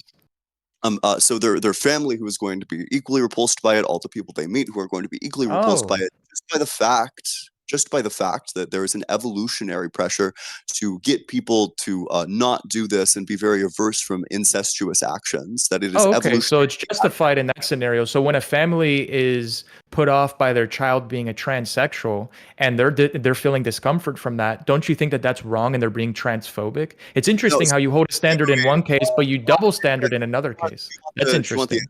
wait, do you want the answer to that? So the difference is that these like incestuous twins can go find different partners. The trans kid is going to be innately trans based on a solidified gender identity that happens around the age of 2. Yeah, no, it doesn't happen at the age of 2. That's a theory being proposed. Do you have a critique? Do you have like a source? Whoa, you're saying that because it causes discomfort for the same-sex couple that are siblings to the family around, then that's evidence that this is wrong. But when it causes a family discomfort that a homosexual relationship or a transsexual relationship causes them discomfort, you're like, no, wait, pump the brakes on that. That's actually justifiable. Yeah, with the difference is So choice. you just pick and choose. You just pick and choose what is justifiable and moral. Hence the reason that I said your morality is subjective. When it comes to incest, your morality is subjective. When it comes to murder, your morality is subjective. When it comes to good and bad, your morality is subjective. Shout out about nonsense, but I've No, made I'm the not shouting out distinction. about I've made the nonsense. moral distinction very clear, but I'll make it clear to you again. So the difference is going to be the level of choice and agency that you're able to exhibit in these instances. So, in the instance of a trans kid or a gay kid, these kids cannot choose to not be trans or gay. That's just going to be who they are. Whereas it's like well within your rights to just choose to not be in an incestuous relationship. That's the But difference. who are you It's to like tell them not it to? is Who are you to not tell them imply. not to? Wait, I don't care about your grandstanding. Someone with I'm objective asking you, morality. who are That's you to weird. tell them not to? I'm not Someone with grandstanding. I'm someone asking a with question. objective morality. They are So you pick and objectively choose wrong. morality. As I said earlier, you No, pick and choose when. wait, Yes, you are you are. literally, this is just a tracking failure. This is one of many No, you tracking are. No, failures. that's This is projecting. You pick and choose you morality. have not been You able do. you have not All been right, able to let's let Ian demonstrate answer how here. my morality is anything other than objective. You have just been able to misunderstand No. it and misinterpret it. The objective standard is going to be the neural pathways related to suffering, not the brain as a whole in its decision to agree or disagree on certain issues of morality. It is always going to come back to No. the objective You're standard of picking and suffering choosing. as the qualia that is bad. It is objectively always going to come down to the experiences which maximize pleasure and minimize suffering, because pleasure is the good qualia, whereas Oh, suffering okay. is the bad qualia. So when siblings experience maximum pleasure from being in a relationship with each other that are of the Yes, same it sex, causes and they're consenting it causes adults, and they're suffering to the consenting people, adults, it and they're causes experiencing, and suffering they're. to You see how he themselves and the interrupts me. people You see this, around them. and he Yeah, does. because I You don't like already this know point. the answer. I You already don't like know the this point. scenario. You to All don't right, like this it's point. it. You We don't need to let like our this citizen have a point. chance do like here. this You point, don't which is like why this. I'm You don't. You leaping don't. to answer We're it. gonna I cede do the like floor the to point, Ian. which is why Ian, I'm we gonna- gave you the I'm gonna floor. keep We're giving our talking cede the 'cause floor. I'm not going to be Go ahead. interrupted. Yep, Yeah, go I'm not for going to it. be interrupted. This is not your TikTok live. We have a moderator. You're acting with absolutely no decorum Wait, at all. you can cry if You're- you want. You're I'm just not crying. bro. I'm just You're illustrating All to right, the once audience again, the we're way just you're doing behaving. meta. They can Just both, see it. just to both of you. Just one I'm second. trying, but you see, the thing is, I'm trying to respond. He doesn't like this argument because it illustrates how he picks and chooses morality. He says that a same-sex couple of two Bro's men is doing okay. meta commentary. He's saying that a Oh wait, same-sex. can I just One answer? He's Can I saying that just a second answer here. the same-sex argument? couple. He's saying Wait, that do you want to wait? Do you he's want to gonna wait? Do you want to Ian, he's gonna you keep will have a interrupting chance me. to He is respond. gonna keep interrupting me. I'm happy to He answer is the gonna keep argument. interrupting me. He does not like this. All right, you guys are both on mute again for the show. I'm sorry to do it, but you guys are not being able to be heard. You're both muted right now. So What he will do is interrupt, and then when the person has to finally have the floor to talk again, he's going to say that I'm grandstanding. I haven't even been able to finish my point. So you're saying that a same-sex couple in one case is justifiable and that it's fine. Who cares? Who cares if the family feels uncomfortable about it and the friends and loved ones around feel uncomfortable? They're just homophobes. But when it's a same-sex couple that are siblings, even if they grew up in different households, that your point is, well, good is experience maximum pleasure. Well, who are you to say that this same-sex couple that are siblings don't experience maximum pleasure? But it makes you feel icky. So you get to pick and choose when you feel icky, and you can justify when the family feels icky and say, whoa, you're not incest phobes. You're not incest phobes, but this family that feels icky about this homosexual relationship, you're homophobes. You pick and choose morality at your convenience. Damn, I didn't realize we were doing like theatrics. Okay, let's do this. So you were dancing earlier. You were not understanding. You were dancing earlier. What do you mean? I was doing like a this. It's like, theatrics, Ian. That's theatrics. It's not. Yeah, I'm sorry. I'm sorry if you don't like my hand gestures. You can like take it up with. Let's get back to does God exist? We need to focus. Yep. Yeah. No, I agree with this completely. Yeah. So. Let's go through this because there seems to be a fundamental misunderstanding in your worldview. So the difference is going to be their ability to choose. These people, this incestuous couple, is going to cause anxiety to the people around them, but they have the ability to choose to just go find maximum pleasure elsewhere, whereas the gay person is not able to choose to be anything other than gay, and an attempt to do so will cause a gratuitous amount of suffering towards them, which is going to massively outweigh any amount of suffering that they could possibly do to the people around them. Same thing is true of like the trans kids as well, as is indicated by the fact that so many suffer from so many societal disadvantages. That's the distinction, and you just don't understand that. No, love is love, right? Love is love unless Ian says otherwise. Because there's like morality is objective to your brain, Ian. There's like tons of love that I don't find as acceptable. So I would like reject but based off your standard, reject, Ian, like a pedophile who loves a child, right? Like there's tons of love that I'm going to reject. And I hope you would as well. But even pedophilia, based off your standard of good and bad, you said it's based off the brain, the neural pathways, and you think that good is maximizing pleasure. Well, what if an adult maximizes pleasure with a child? That fits your no. Okay. Hold on. That fits your objective definition of good because it maximizes his pleasure. And if the child can, it does though. It does because if the child is say 15 and the parents consent and the child consents and says, yeah, I'm consenting, and the child is not experiencing, let's say the child is experiencing pleasure, the 15-year-old. I'm going based off your objective state. I'm not done talking. I'm not done talking, Ian. I'm not done talking, Ian. I'm not done talking, Ian. I'm not done talking, Ian. You're not going to interrupt. You can dance all you want on TikTok and insult people on TikTok. You can act with decorum on this platform. We have a moderator. This is not your TikTok live, Ian. Let's carry on. We're not doing your standard. Your standard, Ian, is the brain, is the human brain, and maximizing pleasure is good in your standard. That's what you said. And if both the same-sex couple that are brothers both experience maximum pleasure, then that fits your criteria of good, Ian. So that's moral. That is moral from your position. I'm just repeating back to you what you said. Those were your foundational pillars to morality being good or bad is the brain, maximizing pleasure. That's what you said. You done? You think? Wait, you want to respond and continue with what I'm saying? Yeah, I do. Yeah, so let's go through this, and then I have a very important question because you said that if the 15-year-old consented, so you think 15-year-olds can consent? I don't think so. I'm posing a hypothetical. He's appealing to emotion. I'm posing a hypothetical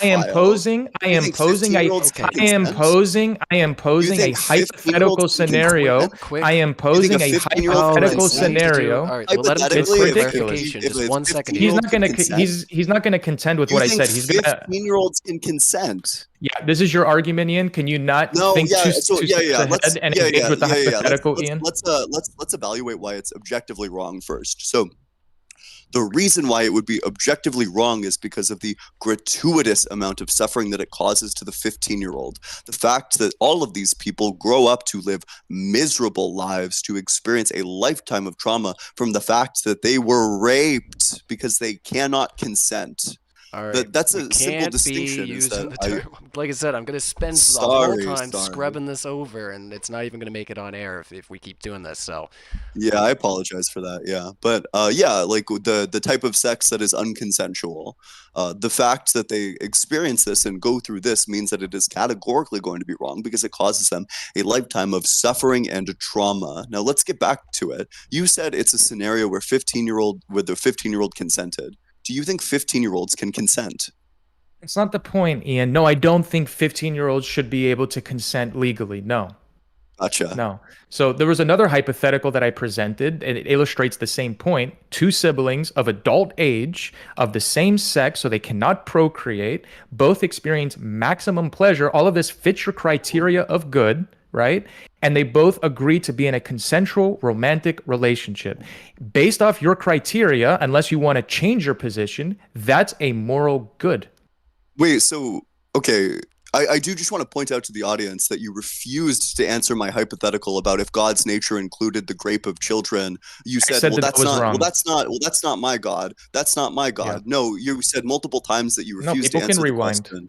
All Well, right. yeah, they People can can rewind. rewind. Okay, then would you say Because that wouldn't be so? my God doing that. That's not my Oh, God. so That could you're be just something rejecting. I'm presenting to asking be you. God. I'm asking you Yeah. if your God had in his nature So you're that not in going the to answer year. my question, right, Wait, wait, Ian? wait, wait. Let me ask you my hypothetical because I've already All right. answered Because your you're not, so can hypothetical. you concede that your moral standard is not objective? No, absolutely not. I've already answered Well, your you hypothetical. didn't are contend with just what I said with the not two moral. tracking. You didn't agree. You did I've not contend already with what I answered this said. like 10 minutes ago. This was already answered.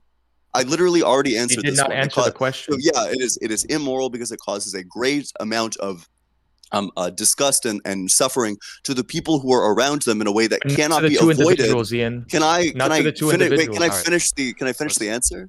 Hold on, little bro, calm down. So it's going to cause a great amount of suffering to the people around them. It's about the holistic situation. This is what you're not understanding. It's not just about the people, the like people in this situation, but also everybody involved in the entire thing as a whole. It's not just from the perception of the person of to whether it's right or wrong. It's about an objective third party observer looking down at the pleasure and the pain that is caused by all of this and coming to evaluations of it about whether this causes like more suffering or less suffering if this were to happen or versus not happen. That's the distinction. It's not about in the eyes of the individual. So going back to this scenario, they are capable of maximizing pleasure with other people while also not causing like a grave amount of suffering to both themselves and also everyone around them.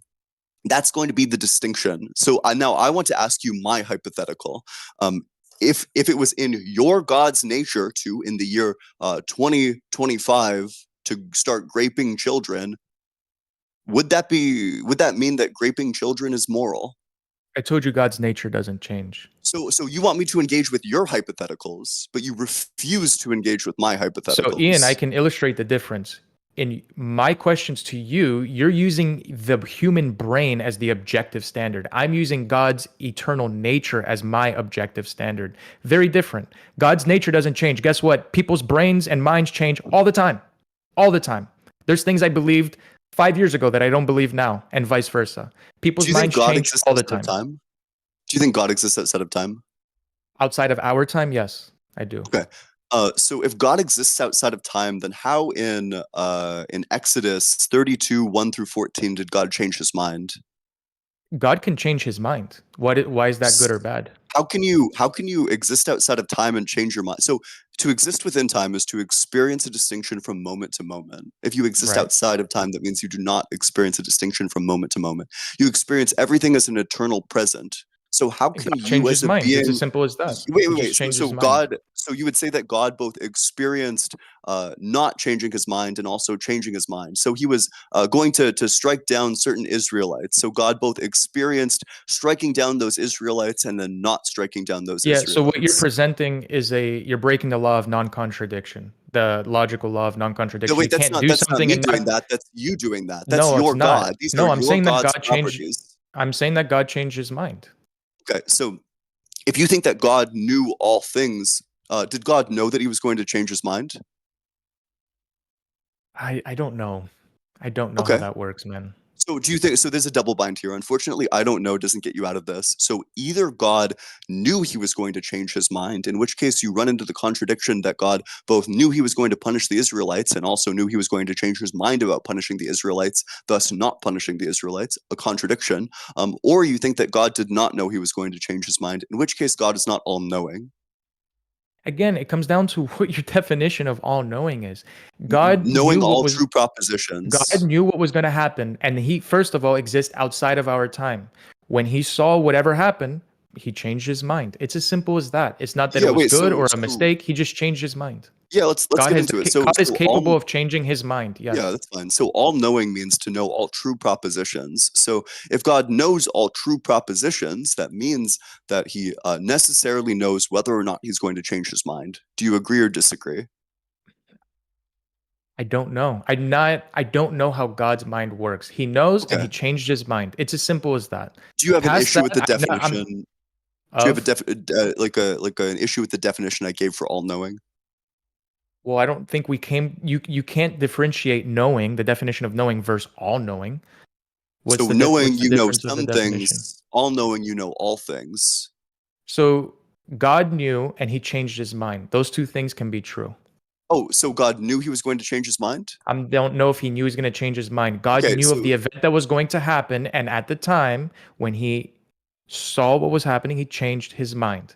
There's no more further discussion to be had on this. yes, wait, It's wait, just yes, as simple yes, as there that. God is. changed his mind. And I agree that you have nothing else to say on it, but I still do because there's a double bind. Saying I don't know doesn't get you out of the contradiction in this regard. So one of two things is true. Either he did know he was going to change his mind, in which case that means that he both knew he was going to punish the Israelites and knew he was not going to punish the Israelites. So God doesn't exist because there's a contradiction. Or Okay. God did not know he was going to change his mind, in which case he's not all-knowing, which contradicts the Christian God. Well, this is So either way, no matter this is what an the answer illogical is, question, Ian. This and is an illogical question. And what's human illogical? What's the beings, contradiction in the and well, question? first of all, I told you that God lives outside of our time and outside of Yes. our universe, and God also lives outside of our logic. We human beings are limited to our finite logic. And if you're asking me a non secular, breaking the law of logical non-contradictions, I can't answer the question because I'm confined. All of us are confined to logic. Could God make a rock so heavy that he doesn't have the power to lift it? That's a non-contradiction breaking of the law of logic, I Ian. agree that you can like word salad, Okay, but what I Ian. want is a No, it's yes not a no word answer to the salad, yes Ian, no because question. I it's want an a yes it's no not a answer real to the yes no question. question. Okay, Ian, does your mom know that you're a murderer? Because whether you answer So yes or no, it's still saying that you are a I murderer, would right? simply reject the presupposition that I am a murderer. But what I'm asking you, if God has the ability, if God has the power to make a rock that's so Right, heavy that he doesn't have the power to lift it, these right. are two different things. So you're forcing me to answer a yes or no question in both cases, just like the question I asked you. So Does what it, just like if proposition, you'd let what me finish, man, presupposition? I need more Yeah, than five that's fine. seconds. I Go need for more it. than Go ahead, 5 seconds. Aris. It's a trick question that unfortunately successfully ask to people that come up in your life. It's an illogical question. You cannot engage with an illogical question like that, So right? Just like what presupposition is made in the question that you would like to reject? no matter how you answer the question, yes or no, it leads to the same conclusion that God's power is limited. Just like my question to you, does your mom know that you are a murderer?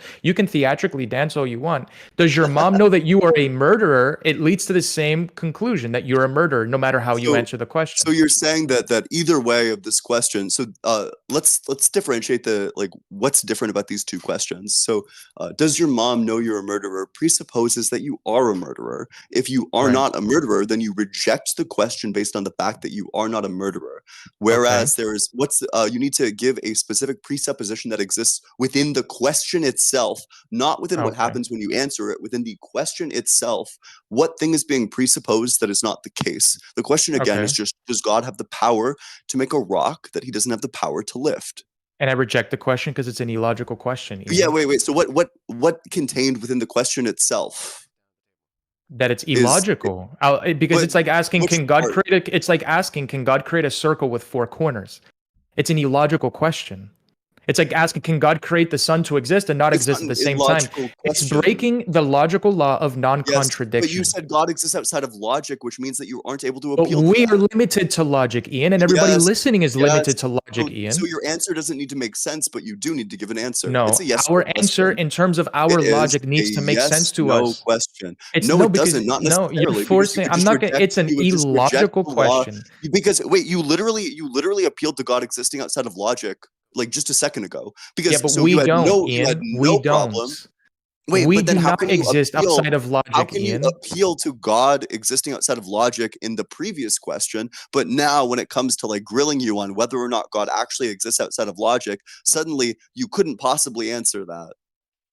Because we exist within logic, Ian. So you And would you're say God asking me, and you're does. asking me, and you're asking me, right? An illogical question. No matter how you answer the question, yes or no, you're like, haha, gotcha. So God's not all powerful. It's a Yeah. trapdoor question. That's what it Exactly. is. Well, yeah. Either way, it's not a trapdoor question It for is a people who are trapdoor question. You're intelligent. saying yes Yeah, or no, it's not a RC. it's a Is God can reductio. God It create is a a rock that's too heavy for reductio. him to pick That's up? what it That's an is. illogical question, and I It's reject it on the premise. so you would say that even if I find a contradiction in the properties of God, that this still doesn't mean that God doesn't exist, just on the basis that God exists outside of logic? No, we have to operate within logic, Ian, because you're asking an illogical question. God does exist outside of our logic and understanding and time and universe. That's true. But you're not asking God, are you? You're asking a human being, just like you, that's limited to logic. And I cannot contend with an illogical question. That doesn't answer the question I just asked you at all. Can you tell me what question I just asked you? Can God create a rock that's too heavy for him to No, pick up? the one that I just asked you. Okay, what's the question you just asked me? So Maybe you I were didn't answering hear. a question that you did not know. Okay, so the question was, so if I I didn't hear found your a direct, question. I didn't know you asked another if I question. found a direct contradiction in the properties of God, would that disprove his existence or not disprove his What existence? contradiction did you find in the properties of Yeah, God? so the contradiction that we found was just that God can't change his mind and also be all knowing. Because if he changes his mind, that means that either he is not all knowing because he didn't know that he was going to change his mind, or he did know he was going to change his mind, which means that he both knew he was going to take the action, i.e., punish the Israelites, and knew that he was going to change his mind about punishing the Israelites. Either way, either path leads to a direct contradiction. Right, to our limited logic. Gotcha. Sure. So you're saying even if I find a contradiction in the properties of God, that still wouldn't disprove him. That means God's illogical. God exists outside of our time and universe. Sure, you could find a contradiction in the time frame of the. You can God's find illogical. Ian. So Ian, God's let me respond. illogical. But let me respond. Ian, if you're standing on truth, right? You know for a fact what you're saying is true, right? And I'm in fantasy world and I believe in lies.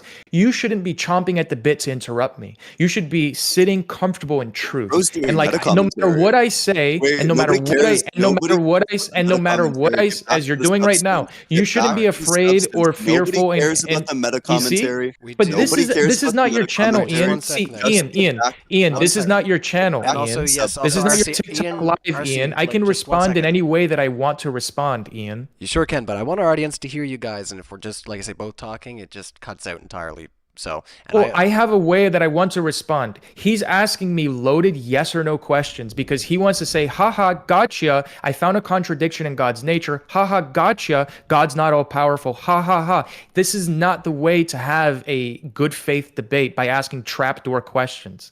by engaging with logic in the Socratic method. We are limited to logic, Ian, just like we are Gotcha. limited to the time and to the laws of physics in our universe. Yes, I concede that God lives outside of our universe. I've agreed to that.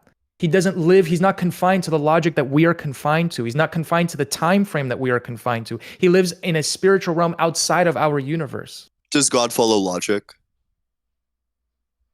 Does God follow logic? When he's operating within our universe, I find that the Bible shows that God follows the laws of the universe that he made for us, yes. Okay, but does God follow like human logic? Well, but okay, that's not the case though, because when God changed his mind in the Exodus verse, the thing that you have agreed leads to a contradiction. He was literally talking to Moses on earth. Right? He was talking to Moses on earth. Gotcha. That's a contradiction. What's the contradiction? The contradiction is that he can't be all-knowing and also change his mind. To our limited logic, God changed his But mind. you said that I when don't know God is how on, to- you I- said when God is All on earth, he follows our logic. Let's So let Ian, RC what wrap is up his all point here. knowing? What does all knowing mean? Means you know all true propositions. And how can that be a contradiction? He knows all true propositions. What from that means that he can't change his mind? He can change it Yes. to another true proposition, Ian. No, yeah. So it's very simple. He can So have multiple true propositions. He can do change you his want mind. to do you want me to answer the question? Yeah. So Yeah, I the want you reason to why that contend leads with that question. Yeah. the reason why that leads to a contradiction for the third time is because if God knows what's going to happen, he knows he's going to change his mind. That means he both knew he was going to punish the Israelites because he hadn't yet changed his mind, but he knew he was not going to punish the Israelites because he also knew that he was going to change his mind, which means that he both knew he was going to punish the Israelites and knew he was not going to punish the Israelites. A direct contradiction. No, he didn't know he was not going to punish the Israelites. Did he know he perhaps was gonna changed change his mind? He perhaps changed his mind Did on he know he how was he was gonna going to change his punish the mind? Israelites. Look, Ian, I've already said that he changed his mind. But did he know he was going to change his mind? I'm not God's consultant. I don't know all the operations of God's mind and how he works. We are That's limited fine. to logic, Ian, in this I think universe that we live in. I think the logical contradiction, but wait, but God is also limited to that logic. If you said the exact sentence that you said was that when God exists in our universe, which he was in this verse, that God follows Yeah, our and when he was in logic. this universe, he changed his mind. Yes, so that means that he can't be all-knowing in this universe. All right. I'm just going to jump in No, here. this is not. and, No. Let me respond. That does not mean he's not all knowing in this universe. He can still be in this universe and change his mind, just like you and I can change our mind. He's not. Not following his principles. He's still following his principles. He just changed his mind. All right. Simple as that. Just going to jump in here. I've already guys. demonstrated the Hold logical on. contradiction, I but gotta yeah, go jump in for it, here. Ryan. Yeah, go So for it. sorry. It's just just trying to go through some of the housekeeping, and obviously you guys have moved through some talking points, and you guys said you'd behave yourselves. I said we move it into Discord, and you said you'd behave yourselves. You guys are so lively. So yeah, if you guys are enjoying this, hit the like button. I think this is a great representation of what it would be like to be in a room with these two guys. It sounds like it'd be a lot of fun. Sit back and listen to you guys have a conversation. So. What we can do is if you guys have anything you'd like to put a bow on as far as your talking points or anything like that, we can put a bow on it and move into the Q&A shortly because we have been going for an hour and a half now. So RC or Ian, did you have anything that you'd like to, like I say, if you feel like I didn't get to wrap up my point here, now would be the time to bring it up. Yeah, I think it's pretty clear that closing statements? So who's gonna go first? But I guess Wait, are these like closing statements? Well, not like closing statements. Just if there was anything in the conversation that you were like, we did not get to wrap up this part of it, or I don't think this was addressed. Yeah, I think it would be fair, since RC's on the affirmative, RC, if you want to present anything that has not maybe been discussed. We did talk a lot about moral arguments, and we made, I think, a full circle, which was good at the end, and put a bow on that. But if there was anything else that you wanted to maybe go into, we can do that before Q&A. Right. So I think it's very disastrous to hold that moral standards are objective to the human brain, as Ian posits, because as expressed, you have wars, you have conflicts where people experience suffering on both sides, and then people will justify suffering on one side, and then other groups of people will justify suffering on the other side. And in the case that I presented to him, where I asked, what's the definition of good in your view? And he said maximum pleasure. And if two grown men or two grown women that are in a romantic relationship happen to be siblings that do experience maximum pleasure, he says that that's not good because it's causing other people around them to feel uncomfortable. I could push further and say, what if the other people around them felt perfectly fine with it? Then, his argument goes nowhere because the mind cannot be the objective standard, because us three in this room probably disagree about, I know that Ian and I disagree. So that already shows that my brain is not the objective standard. Ian's brain's not the objective standard. You, Ryan, your brain is not the objective standard. A society's collective beliefs are not the objective standard because it's all mind dependent. And I think that's a very disastrous way of living, and saying that, well, there's no God, so therefore our brains are the objective moral device that we use to determine good and bad. And I don't think this helps to bolster his argument that there's no God. It just shows that he thinks we're all animals that just are more intelligent than apes. And there's no objective good or bad in this universe. there just is. There's just natural order that existed from nothing. That life came from nothing. I wish we could have got more into the science, but unfortunately, we were kind of pigeonholed here to a moral debate of good and bad. And it comes down to him thinking that it comes to the human brain. And I think it's objective in morals and God's eternal moral system for us. All right. I'll give you a chance to respond there, Ian, and then we'll go into our Q&A. Yep. So for all those tracking, the fact that there are no contradictions in my worldview is self-evident. My morality is rooted in the action potential threshold of the brain, not the opinions of the brain. My stance is not and has never been, watch the replay, that if two people agree that like eating the third person would be good, then that means that the third person disagreeing means that like it's a good thing to eat the person. What it's actually rooted in is suffering and pleasure. That's the simple fact of the matter. I've already answered all of RC's hypotheticals. You can go back and watch the VOD too. He hasn't been able to find a contradiction on any of them, and my answer has stayed the same throughout all of them. More so, we got the concession that God is illogical. God exists outside of logic. If something does not follow human logic, then it is illogical. It's as simple as that. If God violates the laws of logic, then that means God is illogical. And RC has committed hook, line, and sinker to this position. There's a direct contradiction that arose from God changing his mind. The fact that if you know that you're going to do something, i.e., you haven't yet changed your mind, if God knows he's going to punish the Israelites for making false gods, but later changes his mind about that, if God is indeed all-knowing, that means that he knew he was going to change his mind about punishing the Israelites as well. That means God both knew he was going to punish the Israelites and also knew he was not going to punish the Israelites at the exact same time. A direct contradiction. RC's only remedy for this is to say, well, God exists outside of logic. If God exists outside of logic, then God is illogical, which means that I'll there have to is ask no you to wrap. logic that could possibly work to understand God. Yep, that's it. No worries. Yeah, so thank you both allegedly and to RC for coming out and having the discussion. What we try to do at Modern Day Debate is, like I say, keep it as open and neutral as possible, so both sides are getting their points across.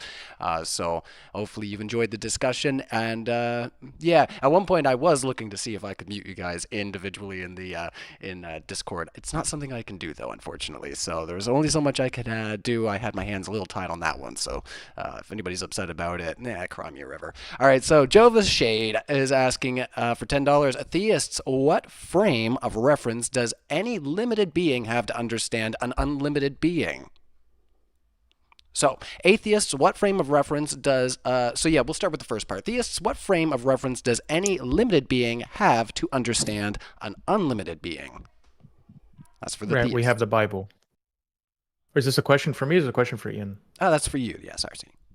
Yeah, we have the Bible. Just like if you find a watch in the forest, you can arrive at the conclusion that it was of natural causes, or you can arrive at the rational conclusion that this was created from a watchmaker, and the manual sitting next to it explains how this watch should be used, operated, maintained, just as the Bible is a choice that we can follow for our life. I do wish we could have got more into the statistics of how Christianity is beneficial for our society and for us as individuals, as the statistics and the science backs the theological perspective. But unfortunately, maybe at part 2 we could have one day or with someone else. But but yeah, the Bible, the religious holy book we use to show how we can understand this all-being God. All right, and the second part of this question is to atheists. What frame of reference does a being born in a box have to prove outside the box doesn't exist? What? Oh, sure. Logic. Yeah. So this is just asking, like, if we don't know everything, then how can we know that God does not exist? My position, I'm agnostic to the existence of like a deist God, for example, but I would still hold that God is more likely than not non-existent. And I can make the affirmative claim that the Christian God 100% does not exist, just based on the simple logical fact that logical contradictions do not exist, and that God entails a logical contradiction. It's just that simple. All right, you got it. Let's carry on, and thank you to both of our speakers for answering those questions, and also Joe the Shade for putting in the super chats. We still have around 500 people watching on a Sunday, a little over 500. So if you haven't already hit the like button and boosted up in the algorithm, let's ask the next question. Joshua Jamie to RC. How can you give this celestial North Korean mob boss of a god the benefit of assuming everything he does is good while he lets children die in capitals? Because we have free will. It's as simple as that. Adam and Eve had free will. All of us are independent moral agents that can choose what not to do. I think it's rather selfish and embarrassing to disregard God's instructions for our life. It's you can, again, the statistics bear this out. You could look at the crime rates after 1962 when the United States Supreme Court outlawed prayer in public schools, and you see homicides increasing, suicides increasing, divorce rates skyrocketing, marriages plummeting, and it just continues to go in that trajectory. So when you follow in God's moral systems, for example, if you have an addiction and you go to a faith-based therapy approach versus a cognitive behavioral therapy approach, which is largely secular, you'll see that there's more benefits to approaching a faith-based approach, and there's benefits to not only when it comes to therapy and ending addictions, but just in general. People's marriages last longer when they actively pray together. There's less runaways, there's less crime, and you can look at this. You can look at the crime statistics prior to us rejecting God as a society in the United States, and you can see how much worse things are for us now. All right, that wasn't a two-part, so if you want to respond there, and then I'll give you the last word on this one, RC. Yeah, well, so I think that the free will defense is lacking in like a number of ways. That so first of all, we deprive people of free will like literally all the time. If you think that like locking criminals in jail is good, then you probably actually do think that restricting people's free will is good. Second, if you think that like death deprives, so there's like a double bind. If you think death deprives people of free will, then it begs the question of why didn't God stop like Adolf Hitler, who deprived like 6 million people of their free will? It becomes like a trade-off question. Like you can either deprive one person to save like 6 million people's free will. The alternative to that, of course, is that taking somebody's life does not deprive them of free will, which then begs the question, why didn't God take the life of Adolf Hitler? So the free will defense is just lacking in like kind of innumerable places. All So right, I can contend with that. Yep. Okay. So because we disagree about what's good or bad, there's millions of abortions, murders on a multi-annual basis, and I would contend that that's extremely immoral. You're murdering a human child because somebody's an irresponsible adult, and why wouldn't God stop that? Because he allows everything to happen, good or bad. And you don't agree with good. You would think that abortions are totally fine and permissible, I would imagine. And I think that they're absolutely they're very immoral. They're worthy of condemnation. They're worthy of punishment. But God allows free will. All right, next question coming in from Ozian at Matters Now.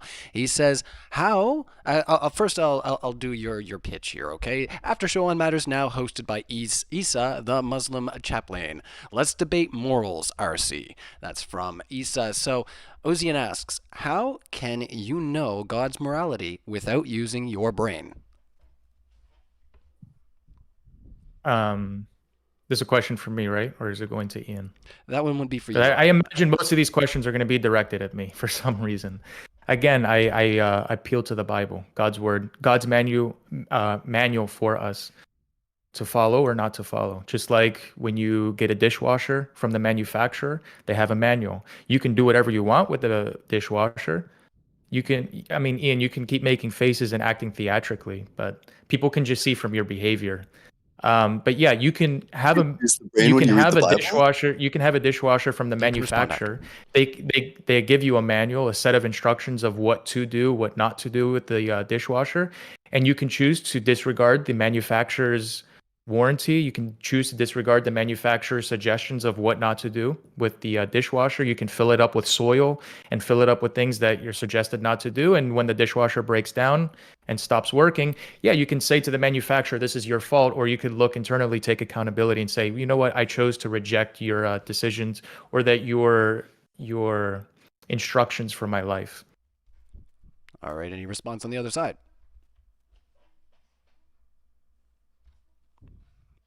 Over to you, Ian. Can you hear us? I'm not sure if he's trolling right now. Are you able to hear? Maybe not. Let's give him a second there. Make sure he's connected. Can you hear me, Ian? He asked. He put hello in the chat. Oh, strange. He All might right. be disconnecting. Okay, well, let's see. He's coming back, and he took my spot. What a stinker. Hold on a second. Just bear with us, everybody. We'll get this back up and running. Hopefully we don't lose Ian. But you are right, RC. There's a lot of questions for you, so Ian will be probably doing a lot of responding, and then you'll get the last word. That's how we do our super chats. So once again, I'll just do a little quick housekeeping. If you haven't already, hit the like button. All of our debates are uploaded to our podcast forum within 24 hours of us hosting them. Now, this one I might have to do a little work to, as we discussed earlier, but we'll get it up, no worries. And yeah, we're just waiting for allegedly Ian. Might have to completely disconnect. And Can you hear Ian? I can see Ian and I can hear Ian. I can't, actually, as of right Oh, now. you can't? Strange. Do you want to try dropping out one more time and rejoining? How bizarre. Let's see. It's loading up. Just bear with us, I can hear you. I don't know why Ryan can't. How bizarre. Yeah, I can't hear Ian on my end, so the audience won't be able to hear him. No Ryan, if you drop and come back, do you think maybe that could... Is that possible on your end? Might shut everything down, actually. It might shut everything down. Yeah. Have you completely left the chat, Ian? Well, No, we're doing three-way communication. This is how... Yeah, he said no, he's here. So he can hear and see you. You just can't hear and see him. Weird. That's weird.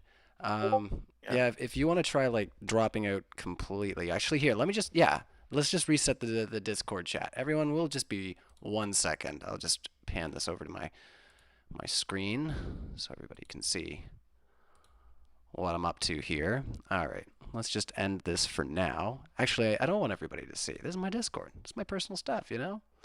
Hold on a second. You guys get the black screen. Black screen of doom. How do you like that? All right. I'm going to join back up. There we go. I can see you now again. And it didn't take very long to get it figured out. So, fantastic. There we are. I think I made the right choice. Or I should say thank you for the suggestion there. But as for like putting up the screen there, let's see. Let's carry back into what we were talking about. So how can you know God's morality without using your brain? We had response from RC, and then I don't know if you had some response you were going into that we didn't hear. Oh yeah. This is just like an utter non-answer to the question. That RC's big critique was that it still in some way uses your brain, which means that it's subjective. And what the question gets at its heart is just like, well, this is true of your worldview as well, right? Like presumably you would use your brain in reading the Bible, insofar as reading is a process that is done with the brain. So I mean, this is just like a non-answer to the question that was asked. I mean, from his view, from his worldview, you have to use your brain to arrive at any number of conclusions. If we're brain dead, then is that the question? If somebody's brain dead, how can they experience God? They're brain dead.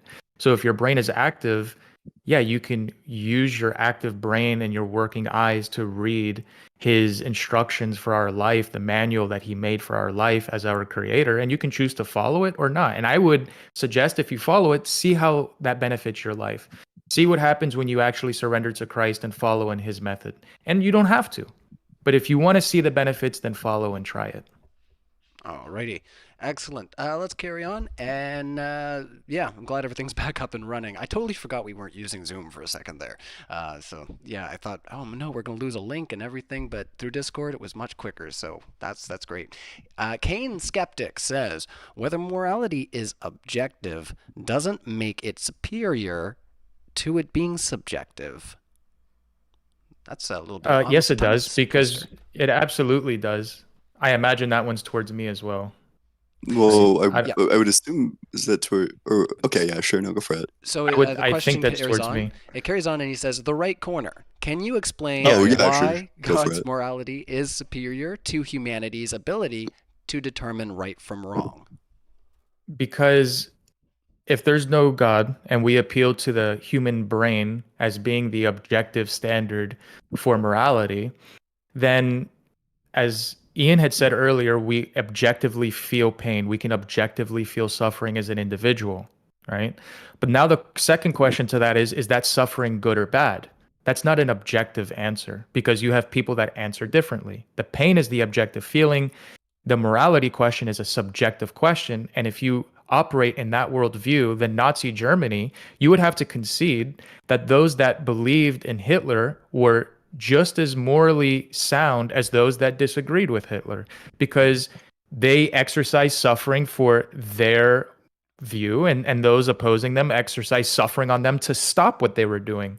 And those that would justify killing Nazis, or I don't know if that's allowed for me to say, or ending the lives of Nazis was a justifiable suffering imposed on their regime to free the Jewish people from enslavement and from concentration camps, they would say that's good.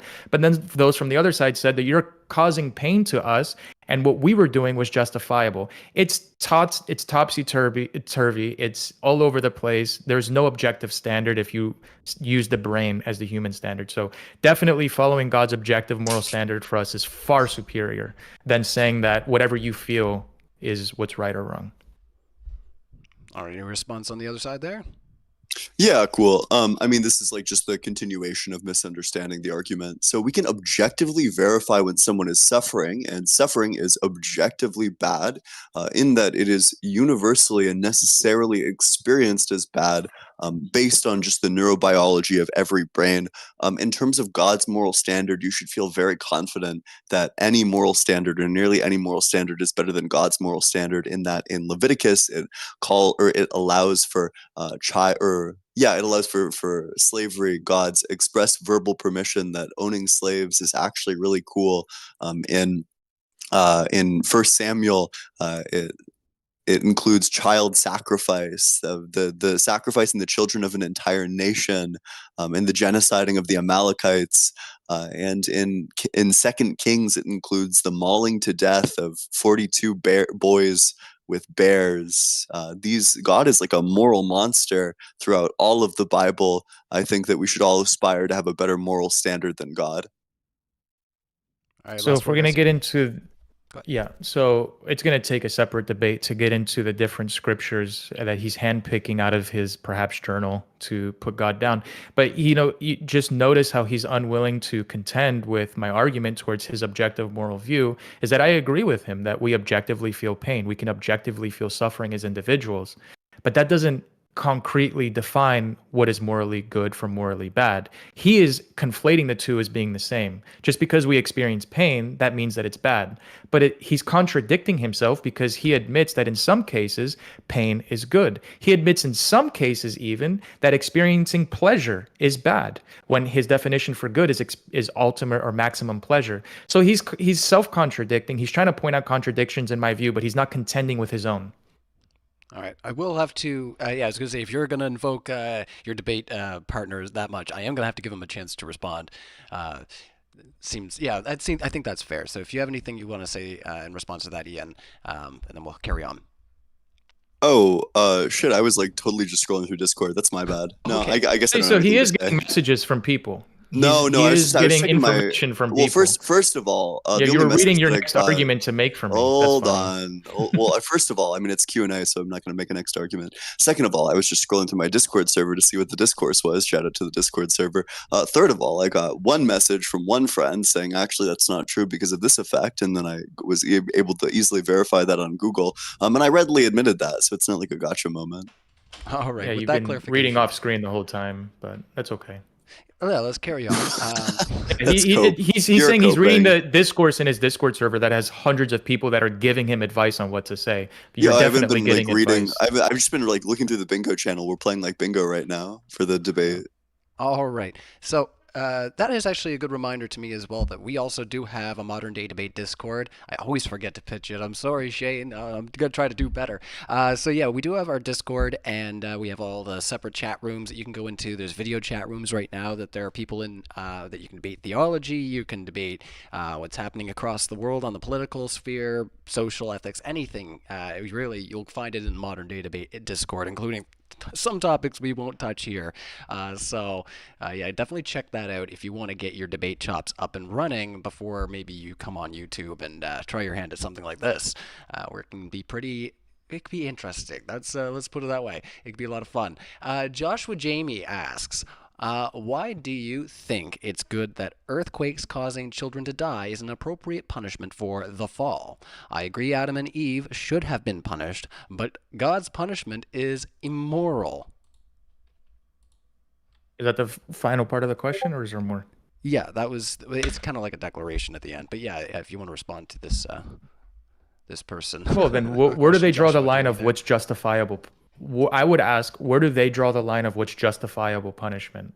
Because they would probably concede that murdering a Schnazi to end the suffering of Jewish people is justifiable. They would probably concede that murdering an adult from graping any individual, regardless of age, is justifiable. So what if someone contends, well, what if you murder someone to stop someone from murdering, just like a Schnazi murdering a Jewish person? Is that justifiable? Yes. Okay, so what if you murder a woman before she gets an abortion because she's premeditating a murder? So is that justifiable? No. So they get to pick and choose. That's the convenience of an atheist. They just cherry pick what is moral, what's justifiable, depending on whatever they feel is right or wrong. Alrighty. Yeah. Go ahead. Yeah, so I think the comment to the question is like pretty clear that it's the line is collective punishment. That so this would be like, let's say that I come home with a bad grade on my test, and my dad decides that it's like punishment time, so he goes into my brother's room and starts like beating the shit out of him. I think that would probably be pretty immoral. So it's about like you can punish the individuals, but punishing the entire collective for actions that we have not taken is nonsense. The fact is that earthquakes take the lives of 60,000 people each year. These people, even if your view is correct, these people did not eat from the tree of knowledge. This level of collective punishment is like pretty obviously unjustifiable. So he's saying that punishing those that didn't do anything is unjustifiable. So if a man grapes a woman and a baby that did nothing has to pay the sins of the father and its existence has to be murdered, this human life has to be murdered and pay for the sins of the father, even though this baby did nothing wrong. So he's contradicting himself. Like I said, they just cherry pick when to use these arguments. All right, next one coming Yeah. in. Wait, can I respond to that? Because there was like a hypothetical given. I suppose there was a slight evocation at the end. So yeah, if you want to go ahead and take Yeah. maybe 30 seconds at the most. Yeah. So the difference with abortion is specifically also going to come back to my moral standard of suffering, that things are bad when they're capable of experiencing suffering. Fetuses aren't capable of experiencing suffering until they're capable of cognition, which means that there's just going to be like a fundamental disconnect here. Yeah, Right. well, you can't experience suffering when you're under anesthesia. So we can murder people under anesthesia because they don't experience suffering, right? No, because See, like I said, that would they deprive them of cherry-pick future morality. pleasure. That would deprive They them of just, future pleasure. and that's exactly what you're doing with the baby. You're depriving the No, baby of because the future baby doesn't pleasure. have the baby is not a No, moral it's not. agent No, yet. but it's yes. That's exactly what you're doing, and you're just It's not cherry a picking. moral agent yet. And I agree. You can say that I'm cherry That's picking, but tough, that doesn't Ian. actually engage with the argument. And I Yeah, agree that's that you can tough. say your like little catchphrase, but for everyone that's tracking, this is just a non-point. Yeah. All right. Well, thank you so much, fellas, for unpacking it. And honestly, the more you get out there, the higher chances are I'm going to have somebody message me and say, I want to debate, Ian, or I want to debate RC on, whatever you guys are saying on screen. I'm probably going to hear it. So it's going to be fun. See what else Probably. you guys get engaged with here. So let's carry on. We got another one coming from Jova Shade. So thank you for another super chat. Morality is objective. It is our understanding of morality that's subjective. Morality seems to change because of our understanding of it changes. Do you guys agree or disagree? We'll let you start this time, Ian, since we haven't had a lot of questions. Yeah, perfect. Yeah, so The question is essentially just saying like that the morality itself is objective, which I agree, but it seems subjective because it's changed so many times, which I like half agree with, half disagree with. It has changed a number of times. But regardless, I think that the objective standard present in our neurology, present in every single person's neurology, still stands and is still an objective external verifier. Yeah, so a brain scan or some whatever mechanism you use to analyze brain activity can objectively show you if somebody is experiencing pain. You can pinch them, you can, I don't know, poke them with a needle, and there might be something firing off in your neurons, and you could say, hey, that's objective evidence of experiencing pain. But that objective evidence of experienced pain does not show whether that's good or bad. Those two things are disconnected. And he's trying to mix the two things as the objective standard for good and bad. Asking if something's good or bad is separate from the question of can somebody experience pain. Those two things are different. Last word if you want there, Ian. Yeah, so present in suffering is an objective, qualitative experience of badness. That's going to be the disconnect. The way I'm bridging this gap between like someone experiences suffering, therefore that's bad, is just based on the self-evident nature that is present in suffering, of suffering itself being bad, that I experience suffering as bad, as does everybody else, and that if I could experience what everyone else was experiencing, that I would know in every situation what the correct course of action is. Okay, well, let's carry into the next question there. Sorry, I was so used to passing it back to you for the last one there. I was just I was gonna say there's a lot of questions that are going to be that way, I think. So let's just carry on.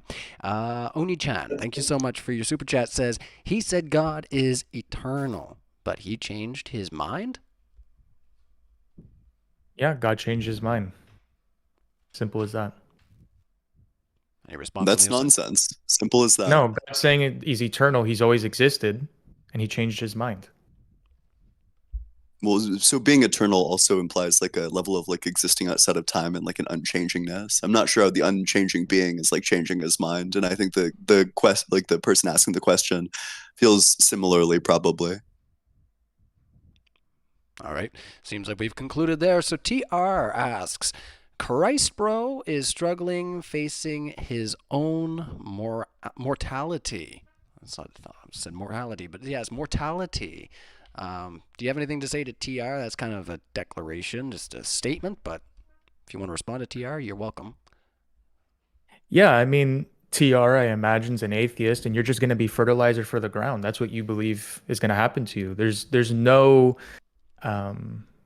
purpose for life. There's no higher purpose, I should say, for life. You think that life came from nothing, that we are essentially stardust that formed into over billions of years, human beings.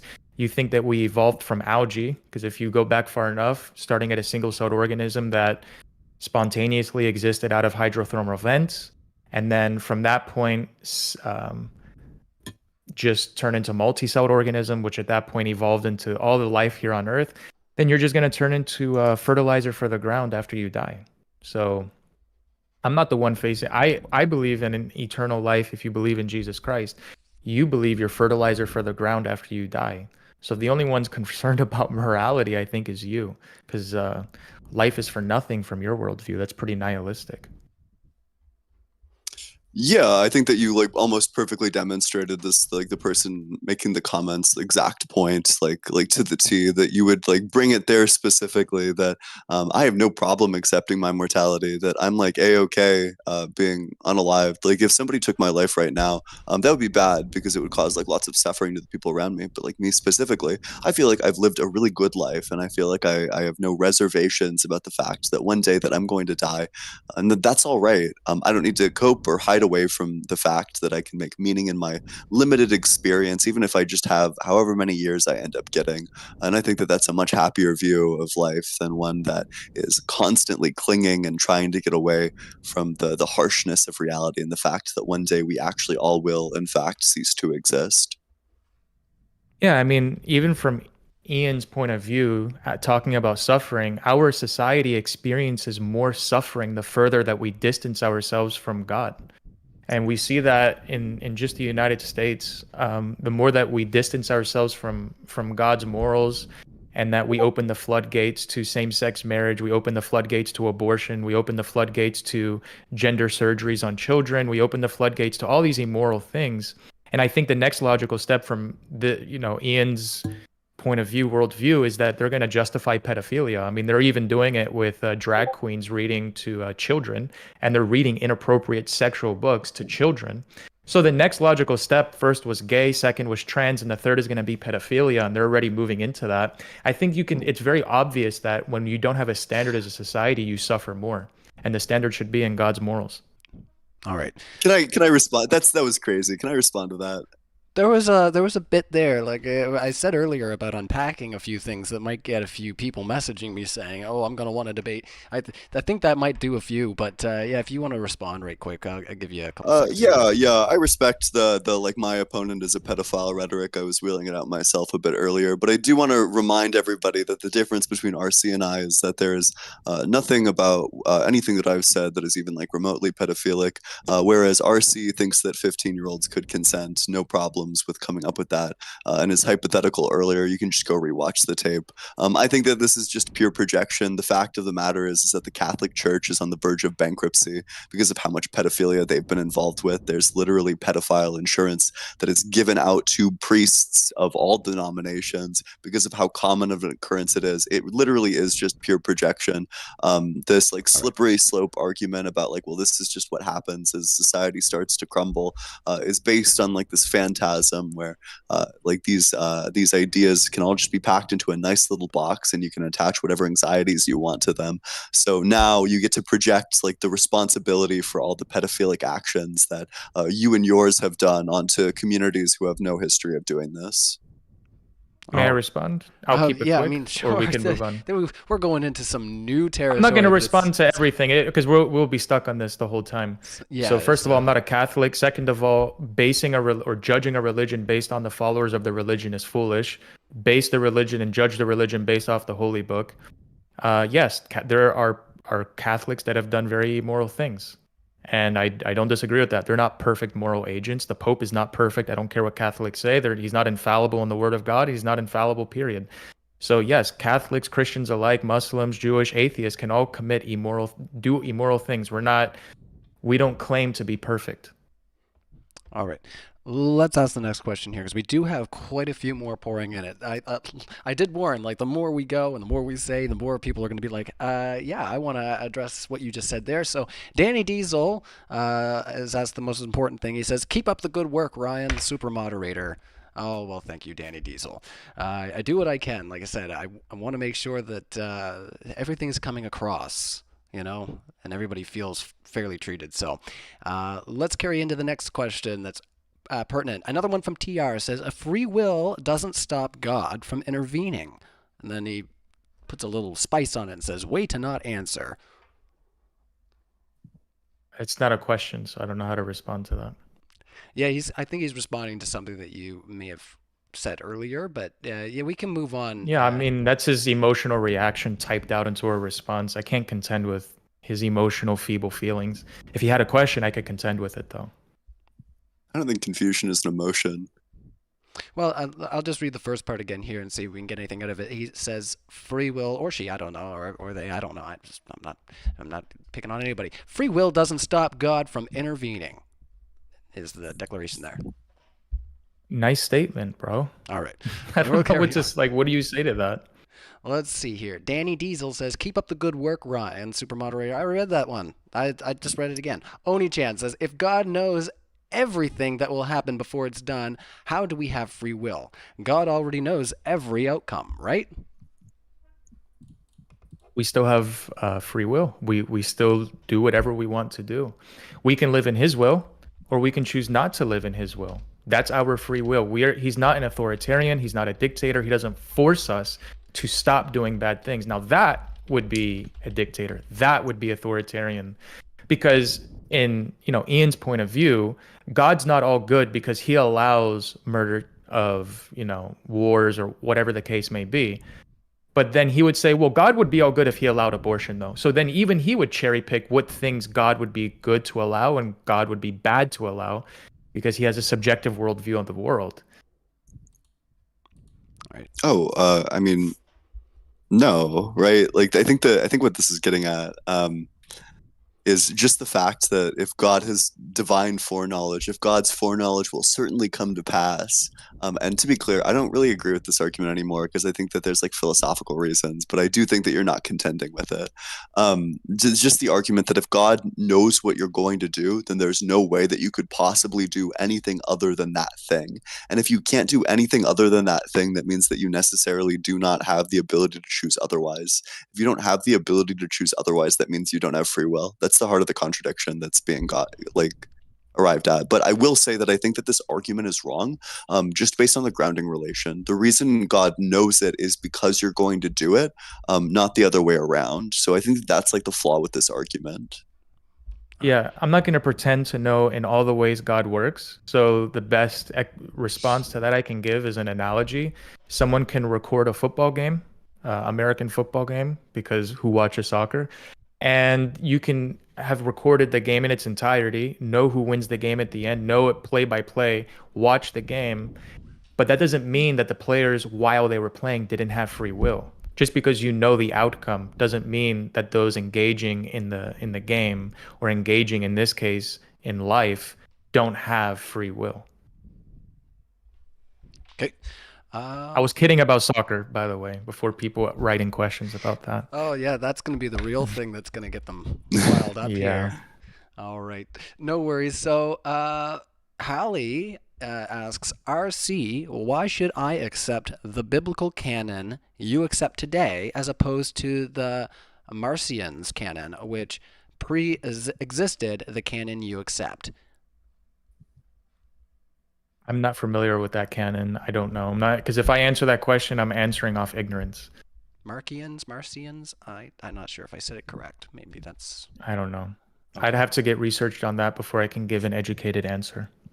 All I right. also don't know. No worries. If it sparks anything, it's Marcions.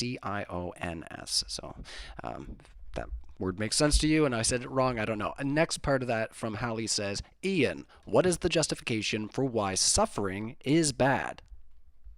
Yeah, just that there's like an innate badness to the qualitative, like the qualitative qualia experience related to it. That there's like certain experiences that, like, when you see something with a certain wavelength, you experience it as blue. When you suffer, you experience it as bad.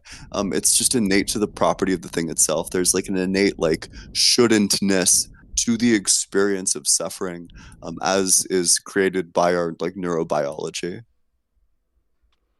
Okay. Do you have any response there, RC? Or do you want to carry on? Let's carry on. All right. Okay. What I can do is I can set a 45-second timer too if you guys want to move through these a little quicker. It's up to you guys. Would you like to Okay. move? Yeah, we can move through a little quicker because I was going to say there are a lot of questions and that might just help us get our, the most important thoughts to the surface. All right. So Bulbarian says RC won't debate. Oh, he's calling you out. So you don't have to respond, but he just says RC won't debate conservative values. If with me, okay, there's a typo. With me, he won't debate Chelly, and he better be thankful he didn't debate Hallie, which I think was our last super chatter. Not sure who these people are, but it seems like these might be people that you know. So if you want to say anything to a Bulbarian, or just if you want to carry on, that's fine too. Sure. I mean, I'll respond to it. It's a comment towards me. I'll debate anybody. I don't care who the person is. I think that their frustration toward me is because I'm a conservative Christian. I don't hold any apologies about that. And I think that there's a lot of conservative women that claim to be conservative that dress like whores. They dress like prostitutes of the 1800s, and they do it to get sexual attention. And I criticize this woman that was in question because she dresses like a whore. I'm not saying she is, but she dresses like one.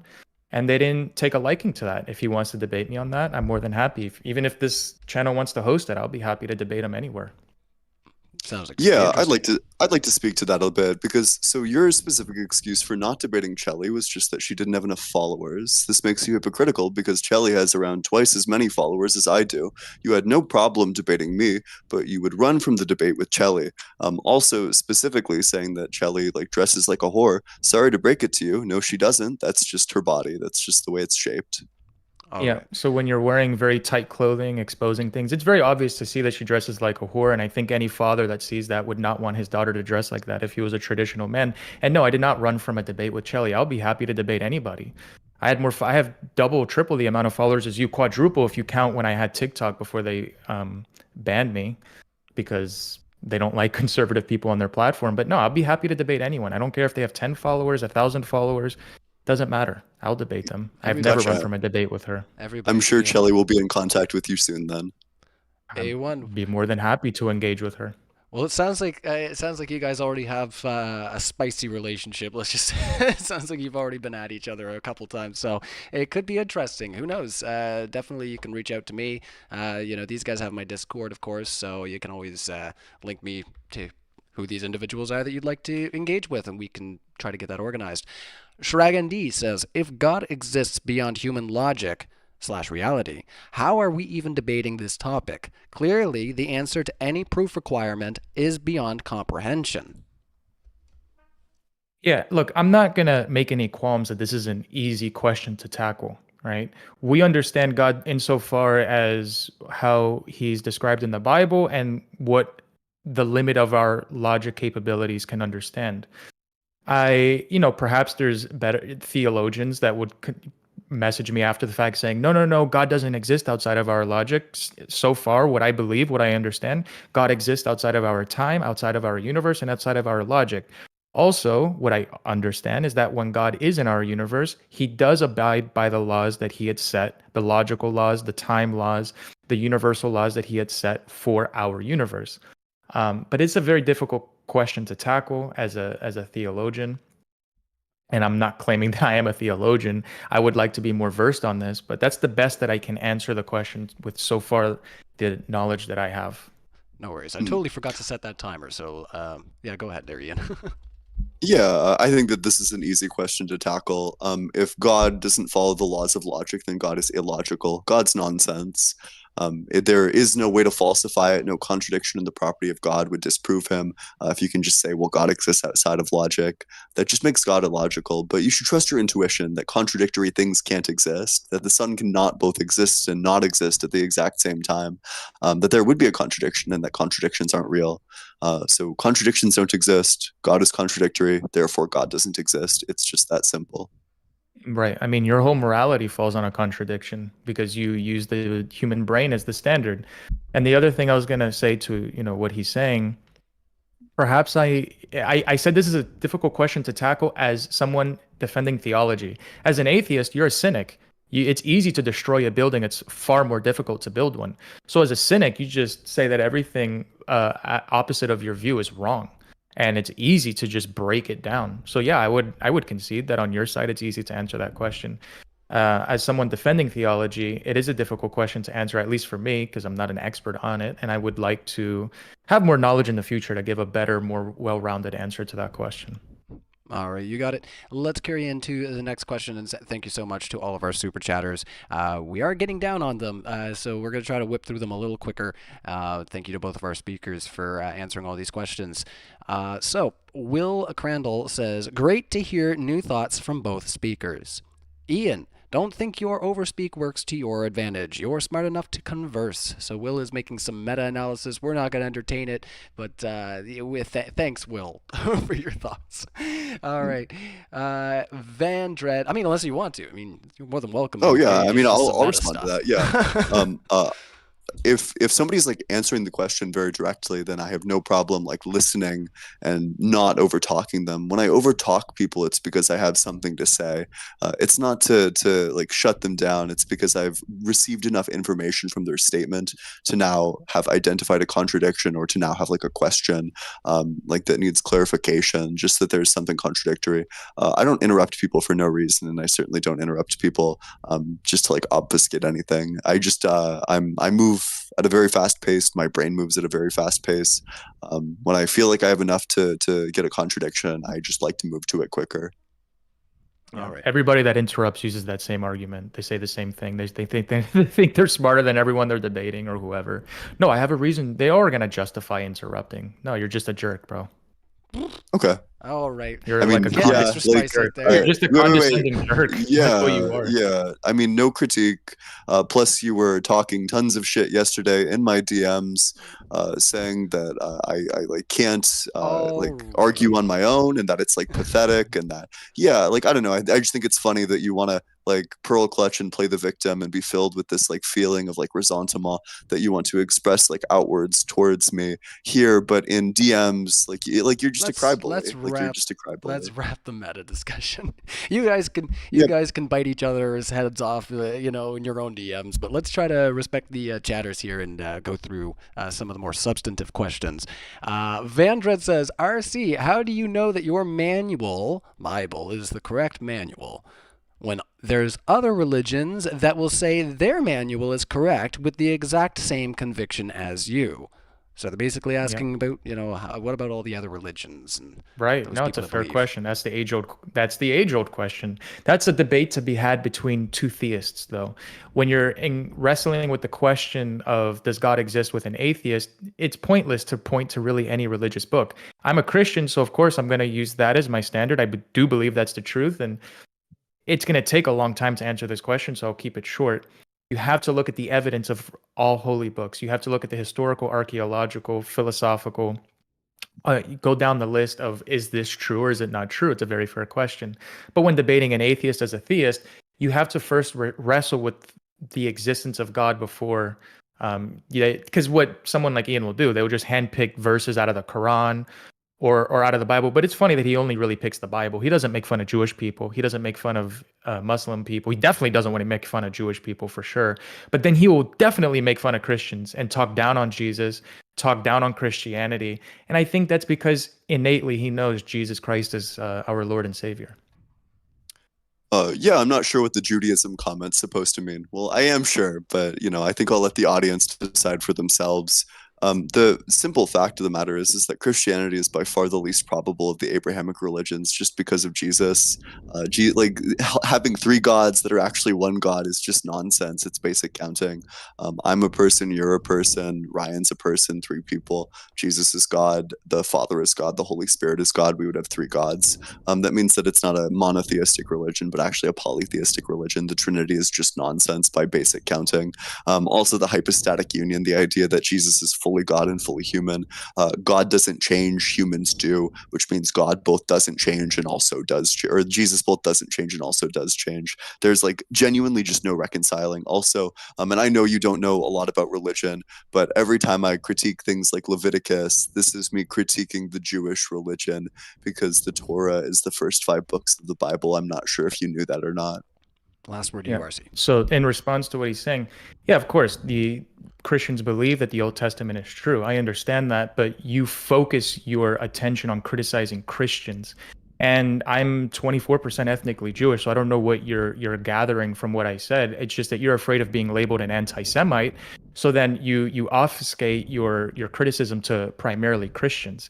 The label of an Islamophobe doesn't carry the same weight as an anti-Semite, and it definitely doesn't carry the same weight as an anti-Christian. So you bully the weakest one, those that are weakest in the eyes of society. So you bully Christians because you know society's not going to condemn you for it. But you would not bully the other two, especially you wouldn't bully one of the other two. All right. We do have to wrap that one there and move into the next question. So it's John Lambert. Thanks for coming out. Says, I'll do your compliment first. Says, Ryan, love these debates. Keep up the good work. His question to you, RC, is there any moral good that is universally agreed and solely attributable to God rather than being explained by evolutionary process? Can you repeat the question? Sure thing. So he I want to says, make sure I understand it correctly. is there any moral good that is universally agreed and solely attributable to God rather than being explained by an evolutionary process? Yeah, just don't murder. Okay. Any response on the other side? Oh yeah, I mean, there's like evolutionary reasons why you wouldn't want to do this, right? Like, evolutionarily, if you're like murdering the people whose survival you depend on for your own survival, like if it's like you and Rebecca and Steve and you're like hunter gatherers and Rebecca gets like all of the fish, she like catches all of the fish, and then you go and like murder Rebecca. It now means that you don't have fish, so you're less likely to survive. I mean, I think there's like strong evolutionary reasons why you wouldn't want to murder. All right, last word to you, RC. Yeah. So, yeah. I mean, the question is asking why would murder be wrong in this case, from a biblical standpoint or evolutionary standpoint? You find murder all in nature. He's just saying that murder is wrong from his worldview because it makes him feel icky and it makes him feel wrong. He makes it feel wrong because God's blueprint is in all of us. But that's not objectively wrong from if you're just an animal because you're just living as nature intended. But no, there is something unique and different to human beings. And murder is only wrong under if you believe that God exists. Because if there's no God, murder is not objectively wrong. It's situationally dependent. All right. Let's see here. Let's carry into the next question. From Chirag ND says, if God exists beyond human law... Oh, we already read that one, sorry. John Lambert has a follow-up question for 10 euros. Says, RC, God's nature doesn't change. Also, RC. So he's quoting you here. So he's saying, RC, you say God's nature doesn't change, but you also say incest wasn't bad when it was Adam and Eve and their children, but it is now. So he's saying that that's a change in God's nature, just to kind of put a bow on that. So do you have anything to say to John on that one? Yeah. Yeah, again, another difficult question to contend with asking if when you look at the biblical accounts of when incest was happening in Genesis, if this is wrong, and asking, well, did God's nature change? Did morality change? I would argue that morality did not change. I would argue that there's a scientific explanation when we look at our gene code and DNA. This is something that I'm not going to pretend to be an expert on and something I'm still researching. But as time goes on, it's biblical that we know things are going to fall apart in our world, we don't live as long as we used to from the biblical standpoint. And perhaps our gene code at the time of Adam and Eve was near perfection. So incest wasn't actually going to cause any bad things to the offspring because there was no poor gene code in our DNA sequencing. But as time has gone on, at some point that changed because of the world we live in. Now, again, I'm not pretending to be an expert. There is a scientific explanation that we theologists can use, but that's, again, I'm going based off the knowledge that I have. All right, I gave you a little extra if you want to respond there, Ian.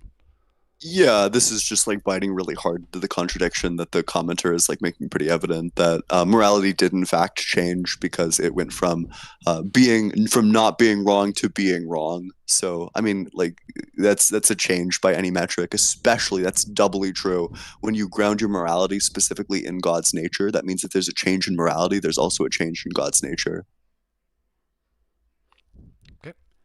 Alrighty. Seems like you're nodding along, so we'll carry into the next question. Thunderstorm says, atheism feels like a religion to complain about God. Yeah, I mean, if you don't know what the words in the sentence that you said are, it might seem that way. Religion is something that specifically posits like a supernatural entity.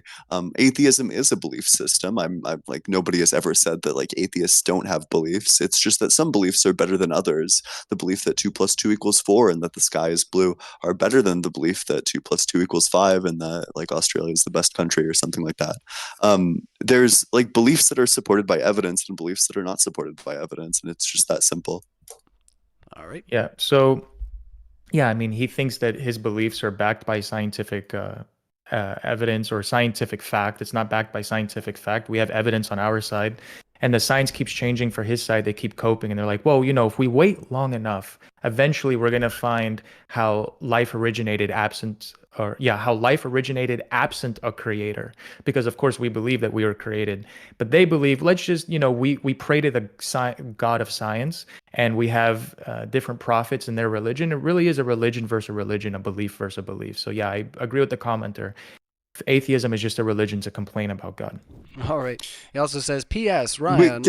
Wait, can I respond to the? Oh, sorry. Yeah, you can have your last word on that one. Sorry. Yeah. Sorry about Yep. that. So, in terms of science changing, science is a process, not a product. It changes and adapts depending on the evidence. We create new theories that are in line with the evidence because that gets us closer to truth. In terms of abiogenesis, we have the large components of abiogenesis figured out, and we know the mechanisms by which the large properties developed, things like self-replication, molecule or metabolism, and being segregated from the outside environment. We have mechanisms for literally all of this, natural mechanisms. Whereas if we turn the script and apply the same standard to RC, we have seen God create universes in the lab exactly 0 times, and we've observed magic in the lab exactly 0 times. So the mechanism by which God does this is completely unverified, whereas the mechanism by which abiogenesis functions has been almost entirely figured out. Yeah, and you've experienced in the lab abiogenesis being able to create life from non-life exactly 0 times. So Yes, exactly. But we have the large mechanisms. So it seems like a likely prediction would be that in the near future, we will be able to make life completely from scratch just based on a couple of natural processes, which we've already figured out, i.e. the RNA, the RNA peptide, like metabolizing, the creation of like metabolisms themselves, segregation of these things from their outside environment. We have natural mechanisms that we are capable of using and relying on for the formation of all of these properties, whereas we've observed God saying abracadabra, universe now exists exactly 0 times. yeah, hashtag one day, bro, is what you guys believe. All right. That's cool. So, yeah, he did have a follow-up and said, P.S. Ryan, what color is the dresser behind? Is it teal? I have $1 bet on this. If you're talking about this here, oh, the Canadian came out of me there. You heard it. What's that all about? Anyway, it's white. Might look a little bit, I don't know, under a blue filter or something from the camera, but yeah, no, it's white if you're talking about that. If not, I don't know. Can't help you. You spent $1. Boo-hoo. Sally Connell says, does Ian think that RC should be assigned a permanent babysitter to prevent him from running in the middle of the road because of his IQ being 73? Oh, you are just, you're a ball of sunshine, aren't you? We're going to carry on. TR, $5 says, ashes to ashes, stardust to stardust. We all have one thing in common. We die. Ooh, dark at the end there. Once again, another declaration. I don't know if you guys want to put any thoughts on top of that. Yeah, it's true. We die at the end. If you think that there's no ultimate purpose to life, then be an atheist. If you think there's more of a purpose to life, that there's morality that's objective and there's something that happens after death and that gives you ultimate purpose, that all of this means something, then at least entertain the idea that there's a creator that intentionally created our universe, and do your own research. Don't believe it because I said so. Do your own research, see where the science leads you. Don't push away the science, embrace the science, and ask yourself, was there a start to the universe? Well, if there was a big bang and there's a start to the universe, then was there a creator behind that, or was this just a happen chance of chemical reactions? And look at the fine-tuning argument. Do your own research and arrive at your own conclusion. Yeah, cool. So the fine-tuning argument is just on-face wrong because 1, physics is not a unified field, and 2, we don't know the probability space. So we have no idea what the odds are that the universe would be tuned in literally any other way. There's also good reason to think that it would not be a uniform distribution insofar as some of these like universal constants could literally be an infinite number of values, which means it necessarily couldn't be like a uniform distribution. And in terms to address like more specifically what was said, both of us believe in objective morality, which means that you can have objective morality under atheism as well. And also, yeah, you can just like create your own meaning under atheism. Like if you want to be confined to meaning created by random people 2,000 years ago, then you're welcome to be a Christian. If you want to find your own meaning in life and figure out what you like for yourself rather than living within the guidelines of a bunch of silly little rules, then you're welcome to be an atheist. Yeah, atheists abide by rules too. So, like I said, it's a belief versus a belief. Their belief is very nihilistic. We're just fertilizer for the ground after we die, and there's no ultimate meaning to life. And I strongly disagree with that. I think you could look at the order of life here on Earth and in the universe, just as you can see a watch. To go back to the beginning of this this debate, you could see a watch in the forest and reasonably, rationally conclude that there was a watch. Seeing a watch demands a watchmaker. Seeing life on Earth demands a creator. All right, we'll have to move into the next one. Chiragandi says, didn't Jesus, the Son of God, die for the sins of humans? Was God immoral for allowing that? Why is God so cruel? Why do you believe in God knowing this? It's Yeah. coming right at So you like that's that. a Bible study biblical question. If the person rejects that a God exists, then there's no point in contending with any religious book. And that I don't care if I was Muslim, Christian, Jewish, or Hindu, Buddhist. Doesn't matter. What if you believe in a deity and the person rejects the fact that there's a deity? You have to first wrestle with the question if there's a deity or not. And if there's not, then there's no point in contending with your biblical scripture. They have to at least be open to the idea that a creator exists. All right. Any thoughts on the other side? Not really. Oh, okay. All right, no worries. Curious Cloud asks, and once again, I'll do just a quick bit of housekeeping and remind everybody, hit the like button if you haven't already. We are getting near the end of the super chats, so once again, thank you to the speakers. You definitely generated some interest with our live chat here. Let's see, we still have just, under 500 odd people watching, so yeah, definitely hit the like button and boost this up. It's been a lot of fun. It's been very energetic. So, Rock E. Shepherd says, does RC and Ian know the definition of anthropism? I can't. I'm sorry. Anthropism. I can't. What is this word? Why do you always make me say the strangest words live, Jack? What's going on? This is some Philbro nonsense, but it relates to like humans and like their existence. I think the argument related to this is just like the odds that like you specifically exist are much more likely under theism. I haven't read much into like the critiques of this argument, but I think it would probably be pretty similar to like the fine tuning argument, or just like I'd probably appeal to like a simplicity factor, that it's just going to be more simple ontologically to appeal to like nature bringing about your existence rather than like God said abracadabra and then you existed. All right. Any thoughts on Yeah, your I side? have an interesting relationship with the Phil Bros. They, I think they're necessary. I think that philosophy is necessary, and I think that there's a time and place. Obviously, in this subject, there's a time. But when they can't reach an audience of people other than their like smelly philosophical group that like 5 people that listen to them, they're not really going to be able to convince a mass amount of people. So I actually could extend an olive branch and kind of agree with Ian, but that's just Phil Bro nonsense. Yeah, I agree with Huzzah. everything that. Yeah, huge WRC. I agree with everything you just said. Yeah.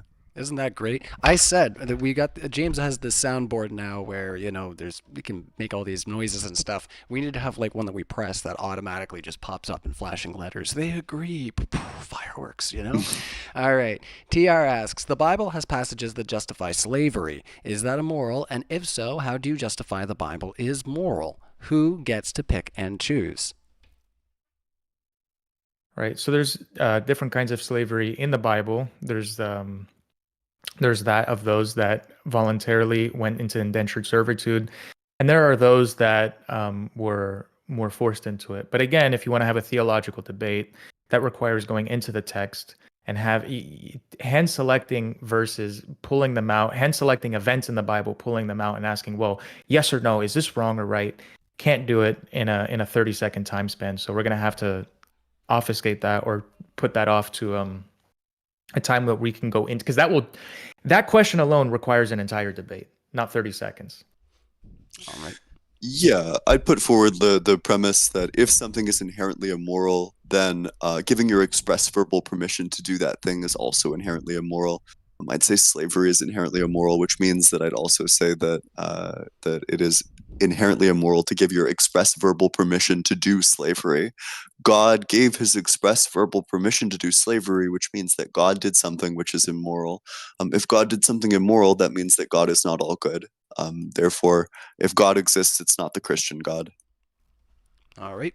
Any closing thoughts? Yeah, I or- mean, Go ahead. yeah, we just disagree on morality. Because again, I can just keep bringing up abortions. There's millions of babies that are murdered on a yearly basis, or hundreds of thousands every year, millions every other year, and he thinks that's perfectly fine. And I think that, then where do you draw the line of morality? We clearly disagree about morality.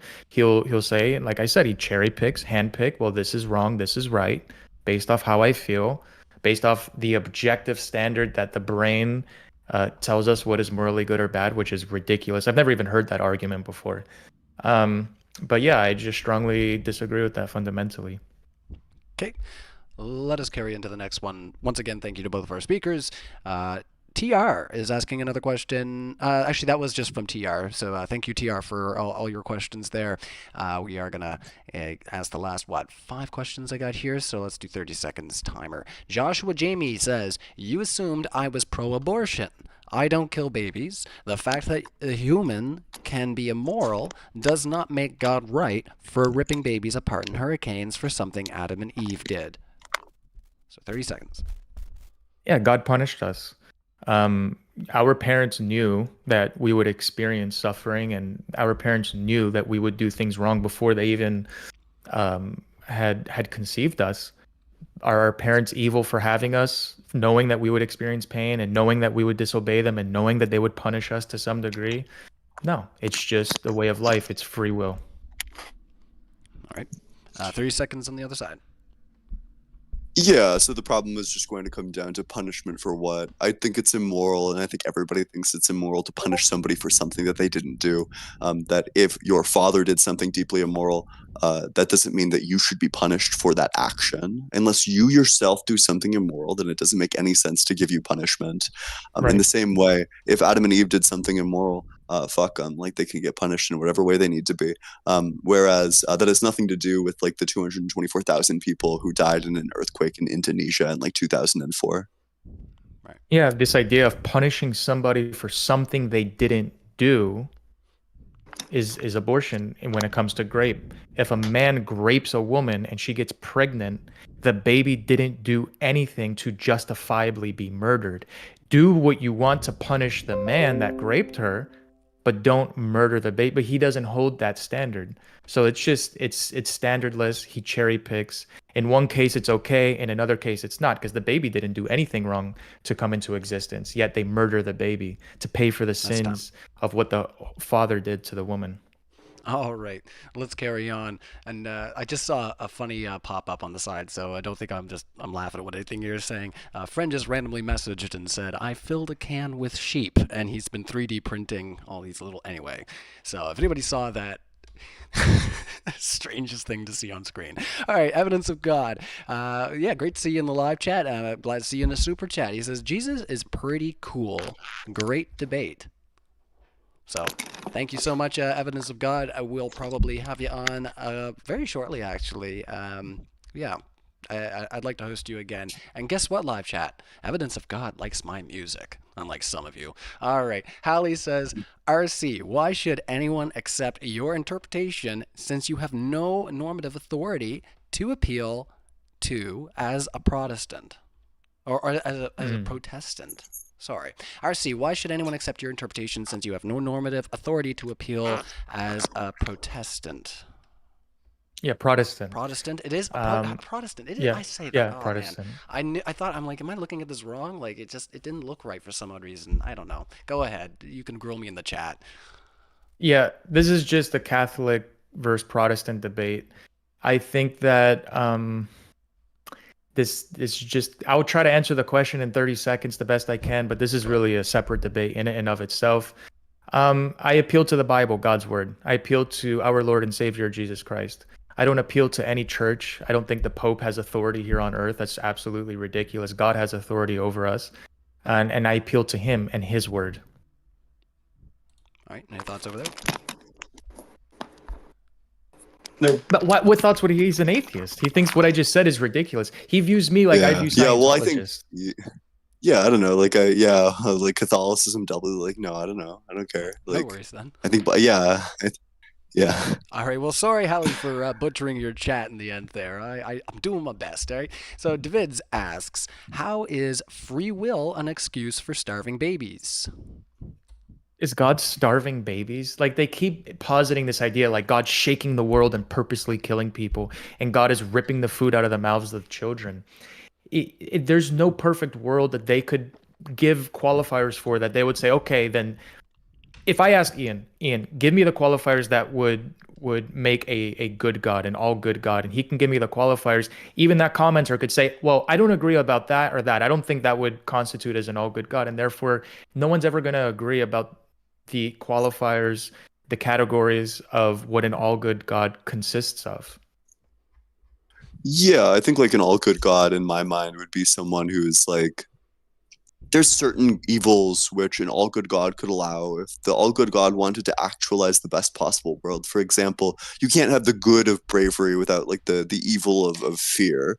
There's certain goods that require other certain evils to operate. The problem comes when they're like gratuitous evils or natural evils. We should be living in a world where nature is never evil to us if God is all good. We should be living in a world where after gratuitous evils happen, or when they start to happen, when somebody starts to grape a child, they get like flung into the pits of hell immediately. That would be, to me, strong evidence for the existence of an all good God.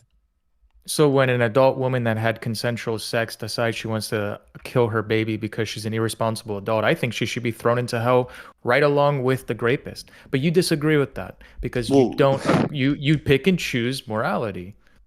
yeah, I guess like just to respond to that, like this is just counting. I mean, if God threw the pregnant person into hell, I mean, even under your worldview, putting the abortion topic aside entirely, if God just like struck the pregnant person down, that would also kill the fetus. So, I mean, either way, the fetus is dying. All right, let's try and move on. We're just gonna go in circles, yeah. Yeah, I think we got into as much of that as we could, David. So thank you so much for your super chat.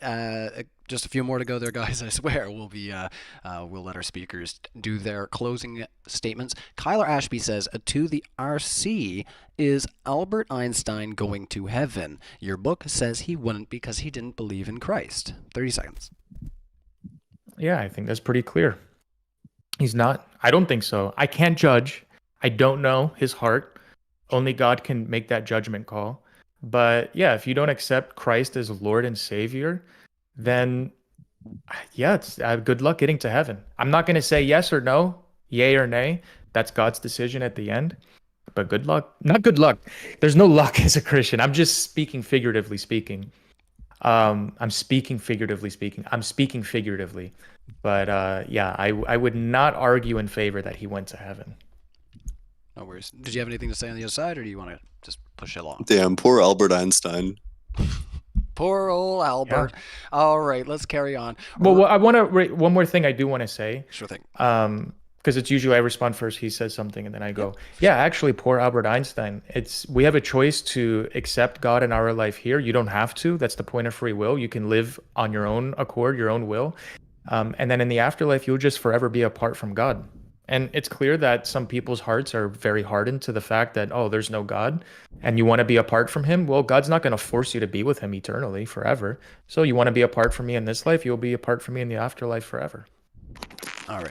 Rocky Shepard says, changing his mind is an anthropoptism. I can't say this word. He's making me do it again. It's a Phil Bros. It's just a Phil Bros thing. Can you guys help me out? How do I say this word? Like, these guys are just trying to get me under my skin now, I swear. Anthropoptism is the ascription of human feelings to God. Oh, yeah. Oh, sure. Anthropomorphism. Gotcha. Yeah, that's just saying that it's a metaphor. If that's a metaphor, then I have no idea why the Holy Book contains metaphors. I have no idea what's metaphorical and what's literal in the Holy Book. I think that opens up like an entire can of worms. Like, how do you know heaven is like literal, not metaphorical? How do you know the resurrection was literal, not metaphorical? How do you know that literally any of this is literal, not metaphorical? Also, like a metaphor is comparing two things. So what are the two things being compared? To me, this is like self-evidently just like God thinking that he was wrong and then changing his mind. All right. Let's see. Last super chat, and then we'll go to closing statements. Joshua Jamie swings again with a clarification here saying, I'm not pro-abortion. You literally said he was killing babies to punish them. Why is that good? Defend your immoral What is this God. Person's name? So this is Joshua Jamie. Name? They've made several super chats here, so I can remind you of some of the things that they've asked already, but they had the first chat here, which was, how can you give this celestial North Korea mob boss of a god the benefit of assuming everything he does is good while letting children Stop at die? that question. He's already asking a loaded question. He's presupposing, just like in my hypothetical question to Ian, does your mom know that you're a murderer? No matter how you answer the question, if I engage with that question, it's already conceding that God is this authoritarian dictator. So James is his name. You can go cry about it, bro. I'm done with this guy. I'm glad you wasted your money, though. Thanks, man. Well, I think that like an intellectually honest thing to do would be to just like dismantle the presupposition. Well, actually, this isn't true of God, and then to answer the question with the presupposition dismantled. That okay, like God's not the North Korean like mob boss for these reasons. Now, how that frames the rest of the question. Now, how does God allow these things to happen? Well, He allows them to happen like this way. I think that that would be the more intellectually honest way, like a theist might go about answering that question, rather than just like refusing to answer. No, I didn't refuse to answer. He's asked this question twice. I've contended with it twice. He didn't like my answer, and he's just throwing more money. I mean, I'm glad for your channel that he's donating money to you guys, but he just keeps throwing money to ask the same question that I've already answered in good faith twice. He doesn't like my answer, so he's going to sit there and cry about it. So James, cry about it. I don't care. Well, just as a clarification, their name is Joshua, but that's fine. We will carry on, and yeah, thank you everybody who has helped out and put in a super chat. It's all going to be a lot of help to go towards our next debate con, which I'll be returning to the States to help host that. So I think we're going to be doing it in New Jersey, is what we've been discussing. So just keep an eye out for our updates, and we'll let you know when we're going to be doing our in-person event there. So once again, hit the like button if you haven't already. We're going to move into our 1-minute closing statements. So this is where our speakers can give us like a 30-minute synopsis on what you thought of our conversation here, and where people can find you and other things you may want to debate on the platform. So I do this EU style, so you have the floor first with your closing there, Ian. I'm the opener. Okay. Yeah, sure. I think the results of this debate are like pretty self-evident. The fact that there's like just no reconciling this, that there's like a direct contradiction, so much so that RC was like just completely unable to answer it, combined with the fact that his explanations in regards to God existing outside of logic leads to just one direct conclusion, which is that God is illogical. If God is illogical, then you shouldn't believe in him, and for the same reason, you shouldn't believe in like squared circles or like like a good Australian. There's like just reasons why you for like specific things like that you ought or ought not believe. But I think that the contradiction was made evident. I think that there's no contradiction in my worldview unless you just like misunderstand my worldview, as it seems RC does. But if you want to find me, I debate religion every single day on TikTok. The TikTok is allegedly.ian. I also have a YouTube channel, so if TikTok gets banned, I might move over to YouTube or I might move over to Instagram. But regardless, it's been great. Shout out to the Discord. Thank you so much to my wonderful admin team. And thanks to all the people who helped me prep for this debate. Awesome. Yeah, and thank you to the people that keep texting him throughout the debate, giving him arguments. True, real. W, Luke.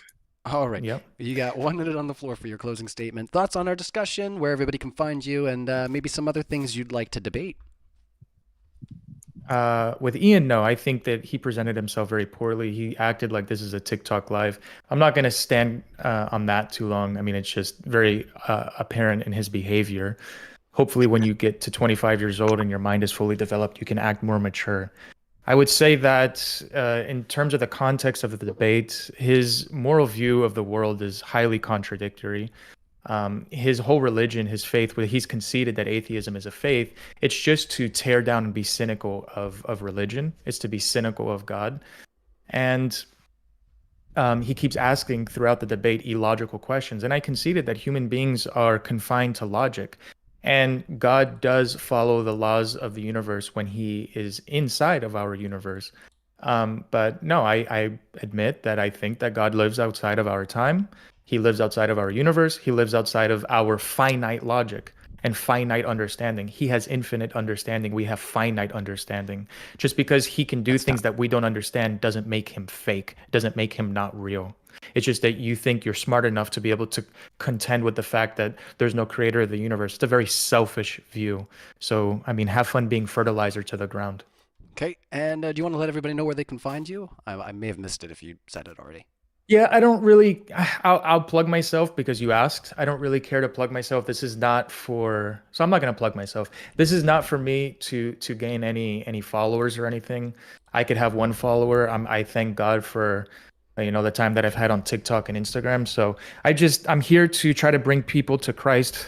I'm trying to at least plant a mustard seed in their mind. and have them do their own research. I'm not having them want to follow my account or anything. And no worries.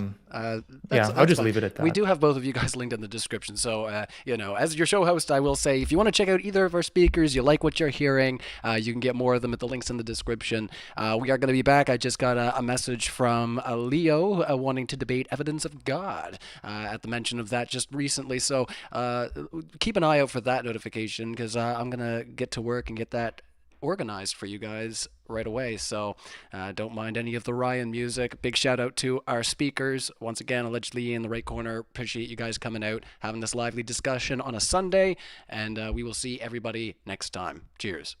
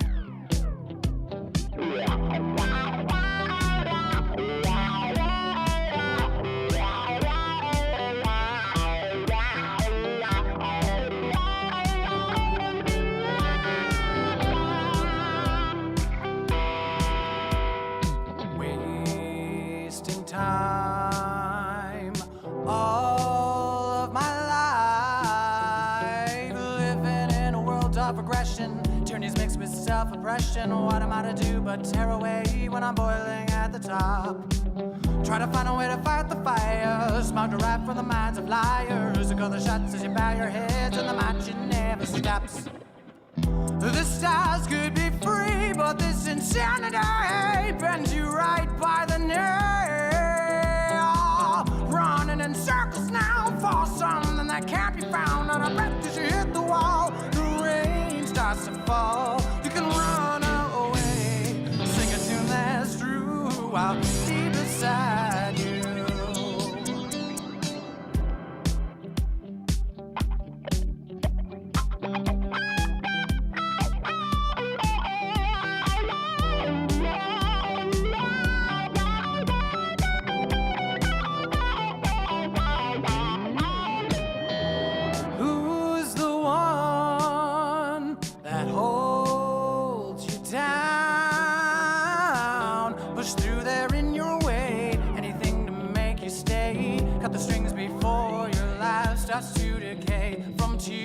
Blood, regrets of laughter. Turn around as your heart beat faster. You hollow shape as the faith begins to drop.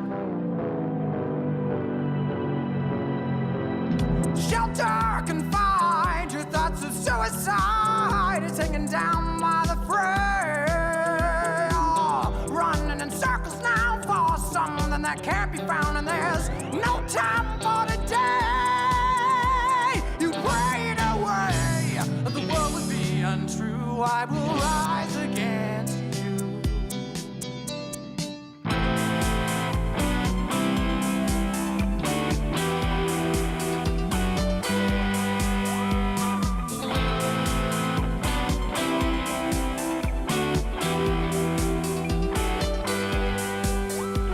I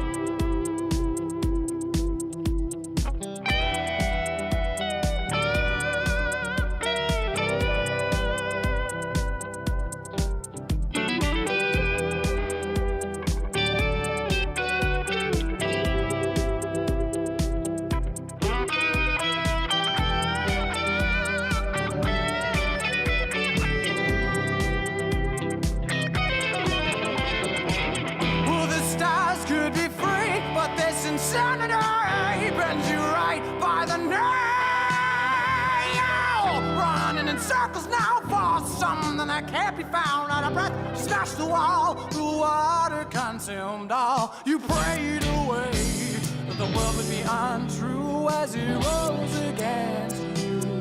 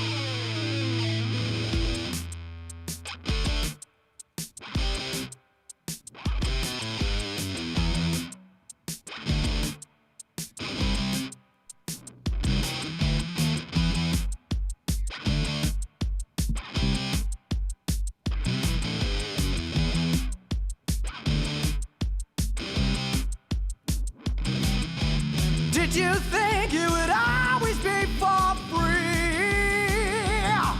Now sit back, watch it burn, burn, burn for all eternity.